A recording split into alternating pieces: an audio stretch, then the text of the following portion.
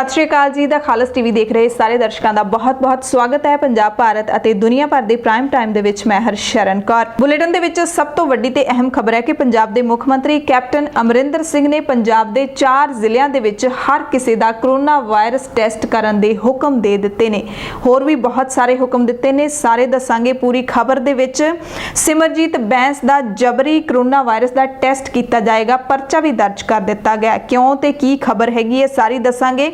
अमरीका तो एक राहत भरी खबर हैगी है H1B वीज़ा वालियां दे लई, वो भी सारी जानकारी देंगे। भारत दे विच 2 जिहड़े वड्डे मंदिर ने हिंदू धर्म दे, उन्हां दे विच कोरोना वायरस फैल गया है। उस तो बाद भारत के प्रधानमंत्री नरेंद्र मोदी नूं क्यों खतरा है, ये भी सारी खबर दसांगे। श्री अकाल तख्त साहिब के कार्यकारी जथेदार ज्ञानी हरप्रीत सिंह ने केड़ी कमेटी नूं झाड़ पाई है, इस पूरी खबर ते भी जानकारी देंगे। पंजाब दा मौसम भी दसांगे ते होर भी अहम खबरां तुहानूं इस बुलेटिन दे विच दसांगे। पहला कोरोना वायरस की अपडेट दस दिंदे आ। पंजाब की गल करांगे। सब तो पहला पंजाब दे विच अज किन्ने मामले नवे सामने आए ने, किन्नियां मौतां होईयां ने। 36 मौतां कुल पंजाब दे विच दर्ज कीतियां गईयां ने। सब तो वध मौतां ने जिहड़ियां अज दे दिन जलंधर दे विच 5 मौतां होईयां ने ते होर भी शहरां दे विच कुल 36 मौतां होण दे नाल पंजाब च आंकड़ा 706 हो गया, यानी कि 700 तो वध गई है पंजाब दे विच मौतां दी गिणती।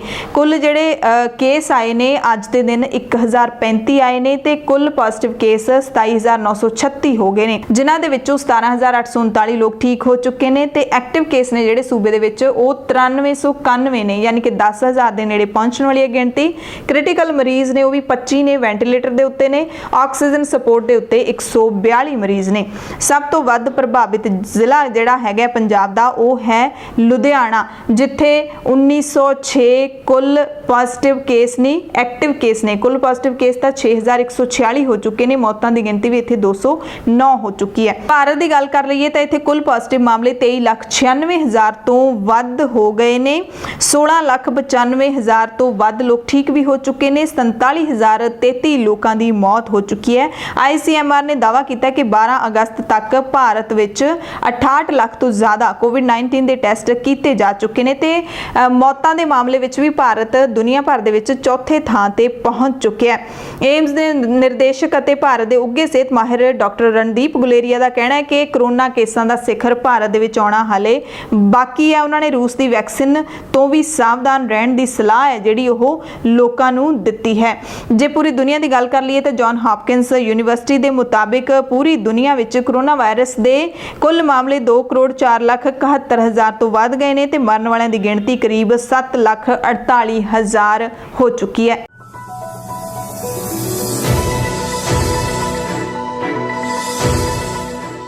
पंजाब दीयां अहम खबरां दे विच पंजाब दे मुख मंत्री कैप्टन अमरिंदर सिंह ने कई अहम ऐलान कीते ने। उन्हां तो पहला मौसम का थोड़ा जिहा हाल दस दईए। जे गल करिए 13 अगस्त की तो कई थावां ते मींह पिया पंजाब दे विच। साहिबजादा अजीत सिंह नगर दे विच 12 अगस्त की रात तो ही लगातार मींह पै रहा सी। बहुत जोरदार मींह पैण नाल मोहाली दीयां सड़कां दे उत्ते कई थावां ते पानी भर गया सी कई फुट। हालांकि मालवे की गल कर लईए तो उधर काफ़ी अत की गर्मी है जिहड़ी वो भी पै रही सी, पर 14 अगस्त नूं वध तो वध तापमान 32 डिग्री अते घट तो घट 26 डिग्री रहेगा पंजाब दे विच। मोहाली, लुधियाना, जलंधर, कपूरथला, गुरदासपुर, मुक्तसर दे विच सारा दिन धुप छाए रहने का अनुमान है। फिरोजपुर, हुशियारपुर, बरनाला, अमृतसर दे विच सारा दिन बदलवाई छाई रहेगी। पठानकोट विच दोपहर तो पहला बदलवाई की संभावना है। मींह भी हल्का पै सकता है। मानसा, पटियाला, रूपनगर, संगरूर दे विच भी बाद दोपहर बदलवाई की संभावना दी गई है। जे पहाड़ों की गल कर लीए तो उधर भी लगातार मींह पै रहा है। पौंग डैम दे विचों पानी छड्डिया गया है ज़्यादा मींह पैण कारण, ते दरियावां दे विच जदों पानी वध जांदा है तां पंजाब नूं थोड़ी चिंता जरूर हो जाती है। पंजाब दे विच परेशानी वध सकती है जे दरियावां दे विच पानी वध जावे। मौसम तो बाद पंजाब दीयां अहम खबरां की गल कर लीए तो सब तो वड्डी खबर यही है कि पंजाब के मुख मंत्री कैप्टन अमरिंदर सिंह ने पंजाब के 4 जिलों लुधियाना, जलंधर, पटियाला और अमृतसर दे विच 100% कोरोना टेस्टिंग दे ऐलान कर दिते ने कि इत्थे 100% टेस्टिंग होनी चाहिए है। इसके हुक्म मुख मंत्री कैप्टन अमरिंदर सिंह ने कर दिते ने ते आउण वाले दिनों दे विच हॉटस्पॉट बनया होया जिहड़ा लुधियाना उस दे विच होर भी सख्ती वध सकती है। इसके मुख मंत्री कैप्टन अमरिंदर सिंह ने संकेत दे दिते ने। मुख मंत्री ने कहा कि ਸੰਪਰਕ ਟ੍ਰੇਸਿੰਗ ਜਾਰੀ ਕਰਕੇ ਸਖਤ ਨਿਗਰਾਨੀ ਰੱਖੀ ਜਾਵੇ। ਇਹਨਾਂ ਚਾਰੇ ਜ਼ਿਲ੍ਹਿਆਂ ਦੇ ਵਿੱਚ ਹਰੇਕ ਸੈਕਟਰ ਦੀ ਨਿਗਰਾਨੀ ਗਜ਼ਟਡ ਰੈਂਕ ਦੇ ਸਿਵਲ ਤੇ ਪੁਲਿਸ ਅਧਿਕਾਰੀਆਂ ਦੀ ਇੱਕ ਸਾਂਝੀ ਟੀਮ ਕਰੇਗੀ ਤੇ ਸਾਰੇ ਜਿਹੜੇ ਸਾਵਧਾਨੀਆਂ ਨੇ ਉਹਨਾਂ ਦੀ ਲੋਕ ਪਾਲਣਾ ਕਰਦੇ ਨੇ ਇਸ ਨੂੰ ਯਕੀਨੀ ਵੀ ਬਣਾਏਗੀ। ਮੁੱਖ ਮੰਤਰੀ ਕੈਪਟਨ ਅਮਰਿੰਦਰ ਸਿੰਘ ਨੇ ਕੋਵਿਡ-19 ਦੇ ਕੀ ਹਾਲਾਤ ਨੇ ਪੂਰੇ ਸੂਬੇ ਦੇ ਵਿੱਚ ਉਸ ਨੂੰ ਲੈ ਕੇ ਰਿਵਿਊ ਮੀਟਿੰਗ ਕੀਤੀ, ਜਿਸ ਦੇ ਵਿੱਚ ਜਿਹੜੇ ਵੀ ਕੈਬਨਿਟ ਮੰਤਰੀ ਸੰਬੰਧਿਤ ਉਹ ਬੁਲਾਏ ਗਏ ਅਤੇ ਪੰਜਾਬ ਪੁਲਿਸ ਦੇ ਜਿਹੜੇ ਮੁਖੀ ਹੈਗੇ ਨੇ ਦਿਨਕਰ ਗੁਪਤਾ ਉਹ ਵੀ ਸ਼ਾਮਲ ਹੋਏ, ਸਿਹਤ ਮੰਤਰੀ ਬਲਵੀਰ ਸਿੰਘ ਸਿੱਧੂ ਵੀ ਸ਼ਾਮਲ ਹੋਏ। ਤਾਂ ਮੁੱਖ ਮੰਤਰੀ ਕੈਪਟਨ ਅਮਰਿੰਦਰ ਸਿੰਘ ਨੇ ਹੌਟ ਸਪੌਟ ਲੁਧਿਆਣਾ ਦੇ ਵਿੱਚ ਸਖਤੀ ਵਧਾਉਣ ਦੇ ਸੰਕੇਤ ਦਿੱਤੇ ਨੇ, ਜਿੱਥੇ 200 ਤੋਂ ਵੱਧ ਮੌਤਾਂ ਹੋ ਚੁੱਕੀਆਂ ਨੇ, 2000 ਤੋਂ ਵੱਧ ਐਕਟਿਵ ਕੇਸ ਨੇ। ਲੁਧਿਆਣਾ, ਪਟਿਆਲਾ ਅਤੇ ਜਲੰਧਰ ਦੇ ਵਿੱਚ ਵੱਧ ਕੇਸਾਂ ਦੇ ਨਾਲ ਕਿਵੇਂ ਨਿਪਟਿਆ ਜਾਵੇ ਇਸ ਤੇ ਮੁੱਖ ਮੰਤਰੀ ਨੇ ਚਰਚਾ ਕੀਤੀ।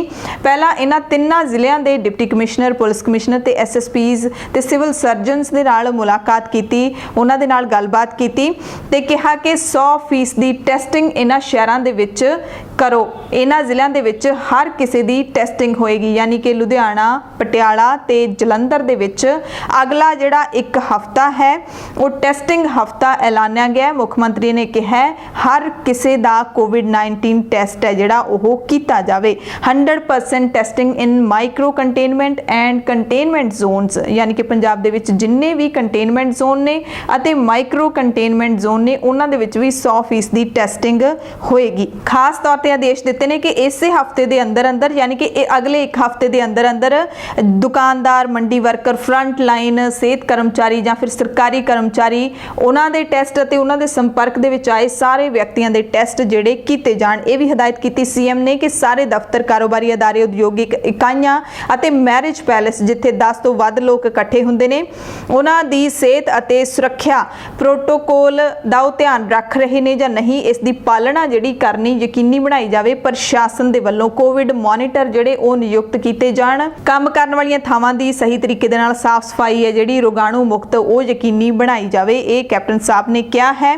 ਤੇ ਨਾਲ ਹੀ ਪੀੜਤਾਂ ਦੇ ਇਲਾਜ ਦੇ ਲਈ ਪਟਿਆਲਾ, ਅੰਮ੍ਰਿਤਸਰ ਤੇ ਫਰੀਦਕੋਟ ਦੇ ਸਰਕਾਰੀ ਮੈਡੀਕਲ ਕਾਲਜਾਂ ਦੇ ਵਿੱਚ ਜਿਹੜੇ ਪਲਾਜ਼ਮਾ ਬੈਂਕ ਬਣੇ ਨੇ ਉਹਨਾਂ ਦੇ ਵਿੱਚ ਵੀ ਖੁੱਲੇ ਦਿਲ ਦੇ ਨਾਲ ਪਲਾਜ਼ਮਾ ਦਾਨ ਕਰਨ ਦੀ ਵੀ ਅਪੀਲ ਕੀਤੀ ਹੈ ਪੰਜਾਬ ਦੇ ਲੋਕਾਂ ਨੂੰ। ਇੱਕ ਉਹਨਾਂ ਨੇ ਕਿਹਾ ਕਿ ਜਿਹੜੀ ਕੋਵਿਡ ਨੂੰ ਲੈ ਕੇ ਇੱਕ ਗਲਤ ਧਾਰਨਾ ਬਣੀ ਹੋਈ ਹੈ ਇਹਨੂੰ ਇੱਕ ਕਲੰਕ ਮੰਨਿਆ ਜਾ ਰਿਹਾ ਹੈ ਕਿ ਜੇ ਹਰ ਕਿਸੇ ਨੂੰ ਲੱਗਦਾ ਹੈ, ਜ਼ਿਆਦਾਤਰ ਲੋਕਾਂ ਨੂੰ, ਕਿ ਜੇ ਮੇਰਾ ਕਰੋਨਾ ਦਾ ਟੈਸਟ ਹੋਏਗਾ ਤਾਂ ਮੇਰੇ ਤੇ ਕਲੰਕ ਲੱਗ ਜਾਏਗਾ। ਮੁੱਖ ਮੰਤਰੀ ਨੇ ਆਪਦੀ ਮਿਸਾਲ ਦਿੱਤੀ, ਕਹਿੰਦੇ ਮੇਰਾ ਵੀ ਟੈਸਟ ਹੋਇਆ ਹੈ, ਇਸ ਕਰਕੇ ਇਸ ਨੂੰ ਕਲੰਕ ਨਾ ਮੰਨੋ। ਜੇ ਤੁਹਾਨੂੰ ਮਾੜੀ ਮੋਟੀ ਵੀ ਕੋਈ ਪਰੇਸ਼ਾਨੀ ਆਉਂਦੀ ਹੈ, ਸਰੀਰ ਦੇ ਵਿੱਚ ਦਿੱਕਤ ਹੈ, ਤੁਸੀਂ ਕੋਵਿਡ-19 ਦਾ ਟੈਸਟ ਜ਼ਰੂਰ ਕਰਵਾਇਓ। ਸਿਹਤ ਮੰਤਰੀ ਨੇ ਵੀ ਮੁੱਖ ਮੰਤਰੀ ਨੂੰ ਅਪਡੇਟਸ ਦਿੱਤੀਆਂ ਨੇ ਪੰਜਾਬ ਦੇ ਵਿੱਚ ਜੋ ਵੀ ਕੋਵਿਡ-19 ਨੂੰ ਲੈ ਕੇ ਹਾਲਾਤ ਨੇ। ਉਹਨਾਂ ਨੇ ਕਿਹਾ ਕਿ ਗਿਆਨ ਸਾਗਰ ਹਸਪਤਾਲ ਤੇ ਸਿਵਲ ਹਸਪਤਾਲ ਮੁਹਾਲੀ ਦੇ ਵਿੱਚ ਸਮਰੱਥਾ ਨਿਰਮਾਣ ਨੂੰ ਹੋਰ ਹੁਲਾਰਾ ਦਿੱਤਾ ਜਾਣਾ ਚਾਹੀਦਾ ਹੈ। ਪੰਜਾਬ ਸਰਕਾਰ ਹੈ ਜਿਹੜੀ ਇਸ ਦੇ ਵੱਲ ਜ਼ਰੂਰ ਧਿਆਨ ਦੇਵੇ। ਤੇ ਨਾਲ ਹੀ ਜਿਹੜੇ ਪੰਜਾਬ ਦੇ ਡੀਜੀਪੀ ਦਿਨਕਰ ਗੁਪਤਾ ਨੇ ਉਹਨਾਂ ਨੇ ਮੁੱਖ ਮੰਤਰੀ ਨੂੰ ਇੱਕ ਖਾਸ ਅਪੀਲ ਕੀਤੀ।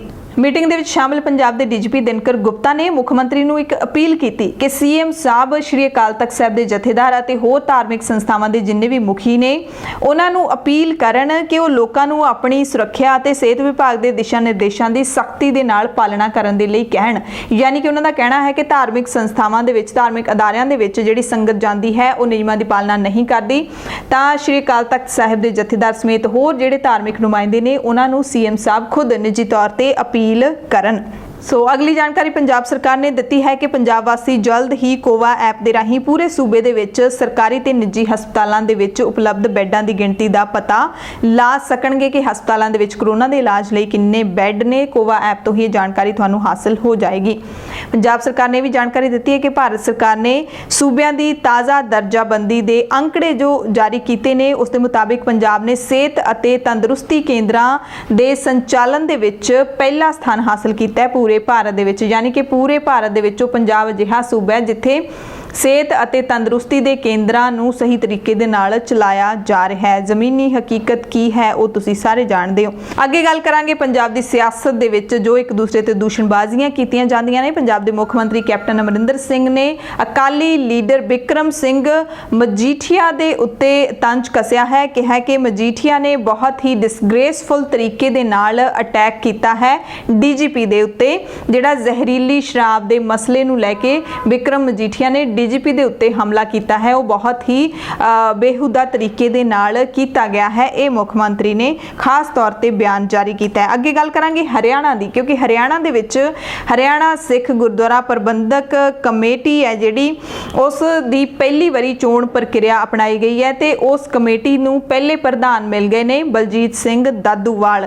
ਜਗਦੀਸ਼ ਸਿੰਘ ਝੀਂਡਾ ਗਰੁੱਪ ਦੇ ਜਸਵੀਰ ਸਿੰਘ ਖਾਲਸਾ ਨੂੰ ਦਾਦੂਵਾਲ ਨੇ 2 ਵੋਟਾਂ ਦੇ ਨਾਲ ਹਰਾਇਆ, ਯਾਨੀ ਕਿ ਬਲਜੀਤ ਸਿੰਘ ਦਾਦੂਵਾਲ ਦੀਦਾਰ ਸਿੰਘ ਨਲਵੀ ਗਰੁੱਪ ਦੇ ਸਹਿਯੋਗ ਦੇ ਨਾਲ ਪ੍ਰਧਾਨ ਬਣੇ ਨੇ ਕਮੇਟੀ ਦੇ। ਹਰਿਆਣਾ ਕਮੇਟੀ ਦੇ ਸਿਰਫ 2 ਵੋਟਾਂ ਦੇ ਫਰਕ ਨਾਲ ਇਹ ਜਿੱਤੇ ਨੇ। ਕੁੱਲ 36 ਮੈਂਬਰ ਨੇ ਹਰਿਆਣਾ ਦੇ ਵਿੱਚ, ਜਿਹਦੇ ਵਿੱਚੋਂ 19 ਵੋਟਾਂ ਦਾਦੂਵਾਲ ਨੂੰ ਪਈਆਂ ਨੇ ਤੇ 17 ਵੋਟਾਂ ਨੇ ਜਿਹੜੀਆਂ ਉਹ ਜਗਦੀਸ਼ ਸਿੰਘ ਝੀਂਡਾ ਗਰੁੱਪ ਦੇ ਜਸਵੀਰ ਸਿੰਘ ਖਾਲਸਾ ਨੂੰ ਪਈਆਂ ਨੇ।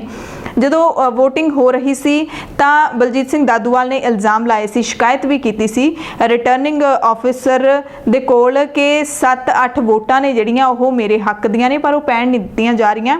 ਇਸ ਕਰਕੇ 2 ਘੰਟੇ ਲਈ ਵੋਟਿੰਗ ਰੋਕੀ ਵੀ ਗਈ ਪਰ ਆਖਿਰਕਾਰ ਬਲਜੀਤ ਸਿੰਘ ਦਾਦੂਵਾਲ ਦੀ ਜਿੱਤ ਹੋਈ ਹੈ। ਜਿਹੜੀ ਕਮੇਟੀ ਚੁਣੀ ਗਈ ਹੈ ਲਗਭਗ 2.5 ਸਾਲ ਦੇ ਕਰੀਬ ਕਾਰਜਕਾਲ ਸੰਭਾਲੇਗੀ। ਪੁਲਿਸ ਦਾ ਕਾਫੀ ਸਖਤ ਸੁਰੱਖਿਆ ਪਹਿਰਾ ਸੀਗਾ ਤੇ ਇਹ ਹੁਣ ਪਹਿਲੀ ਵਾਰੀ ਸ਼ਾਇਦ ਇਤਿਹਾਸ ਰਚਿਆ ਗਿਆ ਕਿ ਹਰਿਆਣਾ ਦੇ ਵਿੱਚ ਹਰਿਆਣਾ ਸਿੱਖ ਗੁਰਦੁਆਰਾ ਪ੍ਰਬੰਧਕ ਕਮੇਟੀ ਦਾ ਪ੍ਰਧਾਨ ਚੁਣਿਆ ਗਿਆ। ਇਸ ਤੋਂ ਪਹਿਲਾਂ ਹਰਿਆਣਾ ਦੇ ਵਿੱਚ ਸਾਰੇ ਗੁਰਦੁਆਰਿਆਂ ਦਾ ਪ੍ਰਬੰਧ ਹੈ ਜਿਹੜਾ ਉਹ ਐਸਜੀਪੀਸੀ ਕੋਲ ਹੀ ਹੁੰਦਾ ਸੀ, ਪਰ ਪਿਛਲੇ ਕੁਝ ਸਾਲਾਂ ਤੋਂ ਜਦੋਂ ਭੁਪਿੰਦਰ ਸਿੰਘ ਹੁੱਡਾ ਦੀ ਸਰਕਾਰ ਸੀ ਹਰਿਆਣਾ ਦੇ ਵਿੱਚ ਉਦੋਂ ਤੋਂ ਕਮੇਟੀ ਵੱਖਰੀ ਬਣਾਉਣ ਦੀ ਮੰਗ ਹੈ ਜਿਹੜੀ ਉਹ ਉੱਠ ਰਹੀ ਸੀ।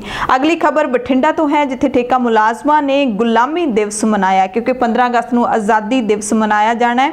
ਉਸ ਤੋਂ ਪਹਿਲਾਂ ਬਠਿੰਡਾ ਦੇ ਵਿੱਚ ਗੁਲਾਮੀ ਦਿਵਸ ਹੈ ਜਿਹੜਾ ਉਹ ਮਨਾਇਆ ਗਿਆ। ਕਾਲੇ ਚੋਲੇ ਪਾ ਕੇ 15 ਅਗਸਤ ਨੂੰ ਵੀ ਵੱਡੇ ਪ੍ਰਦਰਸ਼ਨ ਦਾ ਐਲਾਨ ਕੀਤਾ ਗਿਆ। ਠੇਕਾ ਮੁਲਾਜ਼ਮ ਸੰਘਰਸ਼ ਮੋਰਚਾ ਪੰਜਾਬ, ਜਿਹਦੇ ਵਿੱਚ ਥਰਮਲ ਪਲਾਂਟ ਲਹਿਰਾ, ਪਾਵਰਕਾਮ ਜ਼ੋਨ ਬਠਿੰਡਾ, ਜਲ ਸਪਲਾਈ ਤੇ ਸੈਨੀਟੇਸ਼ਨ ਪਾਵਰਕਾਮ ਤੇ Transco, Punjab building and other construction workers welfare board ਤੇ ਮਗਨਰੇਗਾ ਦੇ ਠੇਕਾ ਮੁਲਾਜ਼ਮ ਸ਼ਾਮਿਲ ਹੋਏ। ਇਹਨਾਂ ਨੇ ਕਿਹਾ ਸਾਡੇ ਲਈ ਕੋਈ ਆਜ਼ਾਦੀ ਨਹੀਂ ਹੈ, ਸਾਡੇ ਲਈ ਇਹ ਗੁਲਾਮੀ ਦਿਵਸ ਹੈ। ਬੀਬੀਵਾਲਾ ਚੌਂਕ ਤੋਂ ਡੀਸੀ ਦਫ਼ਤਰ ਤੱਕ ਮੋਟਰਸਾਈਕਲਾਂ ਤੇ ਮਾਰਚ ਕਰਦੇ ਹੋਏ ਇਹਨਾਂ ਨੇ ਡੀਸੀ ਬਠਿੰਡਾ ਨੂੰ ਮੰਗ ਪੱਤਰ ਸੌਂਪਿਆ। ਕਿਹਾ ਕਿ ਕੈਪਟਨ ਸਰਕਾਰ ਨੇ ਘਰ ਘਰ ਰੁਜ਼ਗਾਰ ਅਤੇ ਠੇਕਾ ਮੁਲਾਜ਼ਮਾਂ ਨੂੰ ਪੱਕਾ ਕਰਨ ਦਾ ਵਾਅਦਾ ਕੀਤਾ ਸੀ। ਇਹ ਵਾਅਦੇ ਕਰਕੇ ਸਰਕਾਰ ਸੱਤਾ ਦੇ ਵਿੱਚ ਆਈ ਸੀ ਕਾਂਗਰਸ ਦੀ, ਪਰ 3.5 ਸਾਲ ਦੇ ਕਰੀਬ ਲੰਘ ਗਏ ਨੇ ਪਰ ਹਾਲੇ ਕਿਸੇ ਵੀ ਅਦਾਰੇ ਦੇ ਠੇਕਾ ਮੁਲਾਜ਼ਮਾਂ ਨੂੰ ਪੱਕਾ ਨਹੀਂ ਕੀਤਾ ਗਿਆ। ਨਾਅਰੇਬਾਜ਼ੀ ਵੀ ਕੀਤੀ ਤੇ ਸੰਘਰਸ਼ ਨੂੰ ਲਗਾਤਾਰ ਜਾਰੀ ਰੱਖਣ ਦਾ ਐਲਾਨ ਕੀਤਾ। ਅਗਲੇ ਰੋਸ ਪ੍ਰਦਰਸ਼ਨ ਦੀ ਗੱਲ ਕਰ ਲੈਂਦੇ ਹਾਂ ਜਿਹੜਾ ਕਿ ਇੱਕ ਸਿਆਸੀ ਪਾਰਟੀ ਦੇ ਵੱਲੋਂ ਕੀਤਾ ਜਾ ਰਿਹਾ ਹੈ। ਸਿਆਸਤਦਾਨਾਂ ਦੇ ਵੱਲੋਂ ਸਿਰਫ ਮੁੱਦਿਆਂ ਨੂੰ ਲੈ ਕੇ ਸਿਆਸਤ ਹੀ ਕੀਤੀ ਜਾਂਦੀ ਹੈ, ਕੋਈ ਖਾਸ ਉਹਨਾਂ ਦਾ ਲੈਣਾ ਦੇਣਾ ਨਹੀਂ ਹੁੰਦਾ ਲੋਕਾਂ ਦੇ ਮੁੱਦਿਆਂ ਨਾਲ, ਕਿਉਂਕਿ ਜਦੋਂ ਉਹਨਾਂ ਦੀ ਆਪਦੀ ਸਰਕਾਰ ਹੁੰਦੀ ਹੈ ਉਦੋਂ ਉਹ ਇਹੋ ਜਿਹੀਆਂ ਗਲਤੀਆਂ ਕਰਦੇ ਨੇ ਤੇ ਜਦੋਂ ਦੂਸਰੀ ਸਰਕਾਰ ਸੱਤਾ ਦੇ ਵਿੱਚ ਆਉਂਦੀ ਹੈ ਉਹ ਸੇਮ ਗਲਤੀਆਂ ਦੁਹਰਾਉਂਦੀ ਹੈ ਤਾਂ ਉਹੀ ਪਾਰਟੀ ਹੈ ਜਿਹੜੀ ਉਹਦਾ ਵਿਰੋਧ ਕਰਦੀ ਹੈ। ਸੋ ਇਹਨਾਂ ਸਿਆਸਤਦਾਨਾਂ ਦੇ ਜਿਹੜੇ ਮੁਜ਼ਾਹਰੇ ਨੇ ਉਹਨਾਂ ਤੇ ਲੋਕਾਂ ਨੂੰ ਕੋਈ ਬਹੁਤਾ ਯਕੀਨ ਨਹੀਂ ਹੁੰਦਾ। ਗੱਲ ਕਰ ਰਹੇ ਹਾਂ ਸ਼੍ਰੋਮਣੀ ਅਕਾਲੀ ਦਲ ਦੀ, ਜਿਨ੍ਹਾਂ ਨੇ ਅੰਮ੍ਰਿਤਸਰ ਦਿੱਲੀ ਹਾਈਵੇ ਦੇ ਉੱਤੇ ਪਿੰਡ ਘੱਗਰਸਰਾਏ ਦੇ ਵਿੱਚ ਸੁਖਬੀਰ ਬਾਦਲ ਦੀ ਅਗਵਾਈ ਦੇ ਵਿੱਚ ਕੈਪਟਨ ਸਰਕਾਰ ਖਿਲਾਫ ਰੋਸ ਪ੍ਰਦਰਸ਼ਨ ਕੀਤਾ। ਮੁੱਦਾ ਸੀ ਜ਼ਹਿਰੀਲੀ ਸ਼ਰਾਬ ਦੇ ਮਸਲੇ ਦਾ, ਜਿਸ ਨੂੰ ਲੈ ਕੇ ਪਿਛਲੇ ਦਿਨਾਂ ਦੇ ਵਿੱਚ ਪੰਜਾਬ ਦੇ ਵਿੱਚ ਸੈਂਕੜੇ ਮੌਤਾਂ ਨੇ ਜਿਹੜੀਆਂ ਉਹ ਹੋ ਚੁੱਕੀਆਂ ਨੇ। ਵੱਡੀ ਗਿਣਤੀ ਦੇ ਵਿੱਚ ਅਕਾਲੀ ਦਲ ਦੇ ਲੀਡਰ ਤੇ ਵਰਕਰ ਪਹੁੰਚੇ।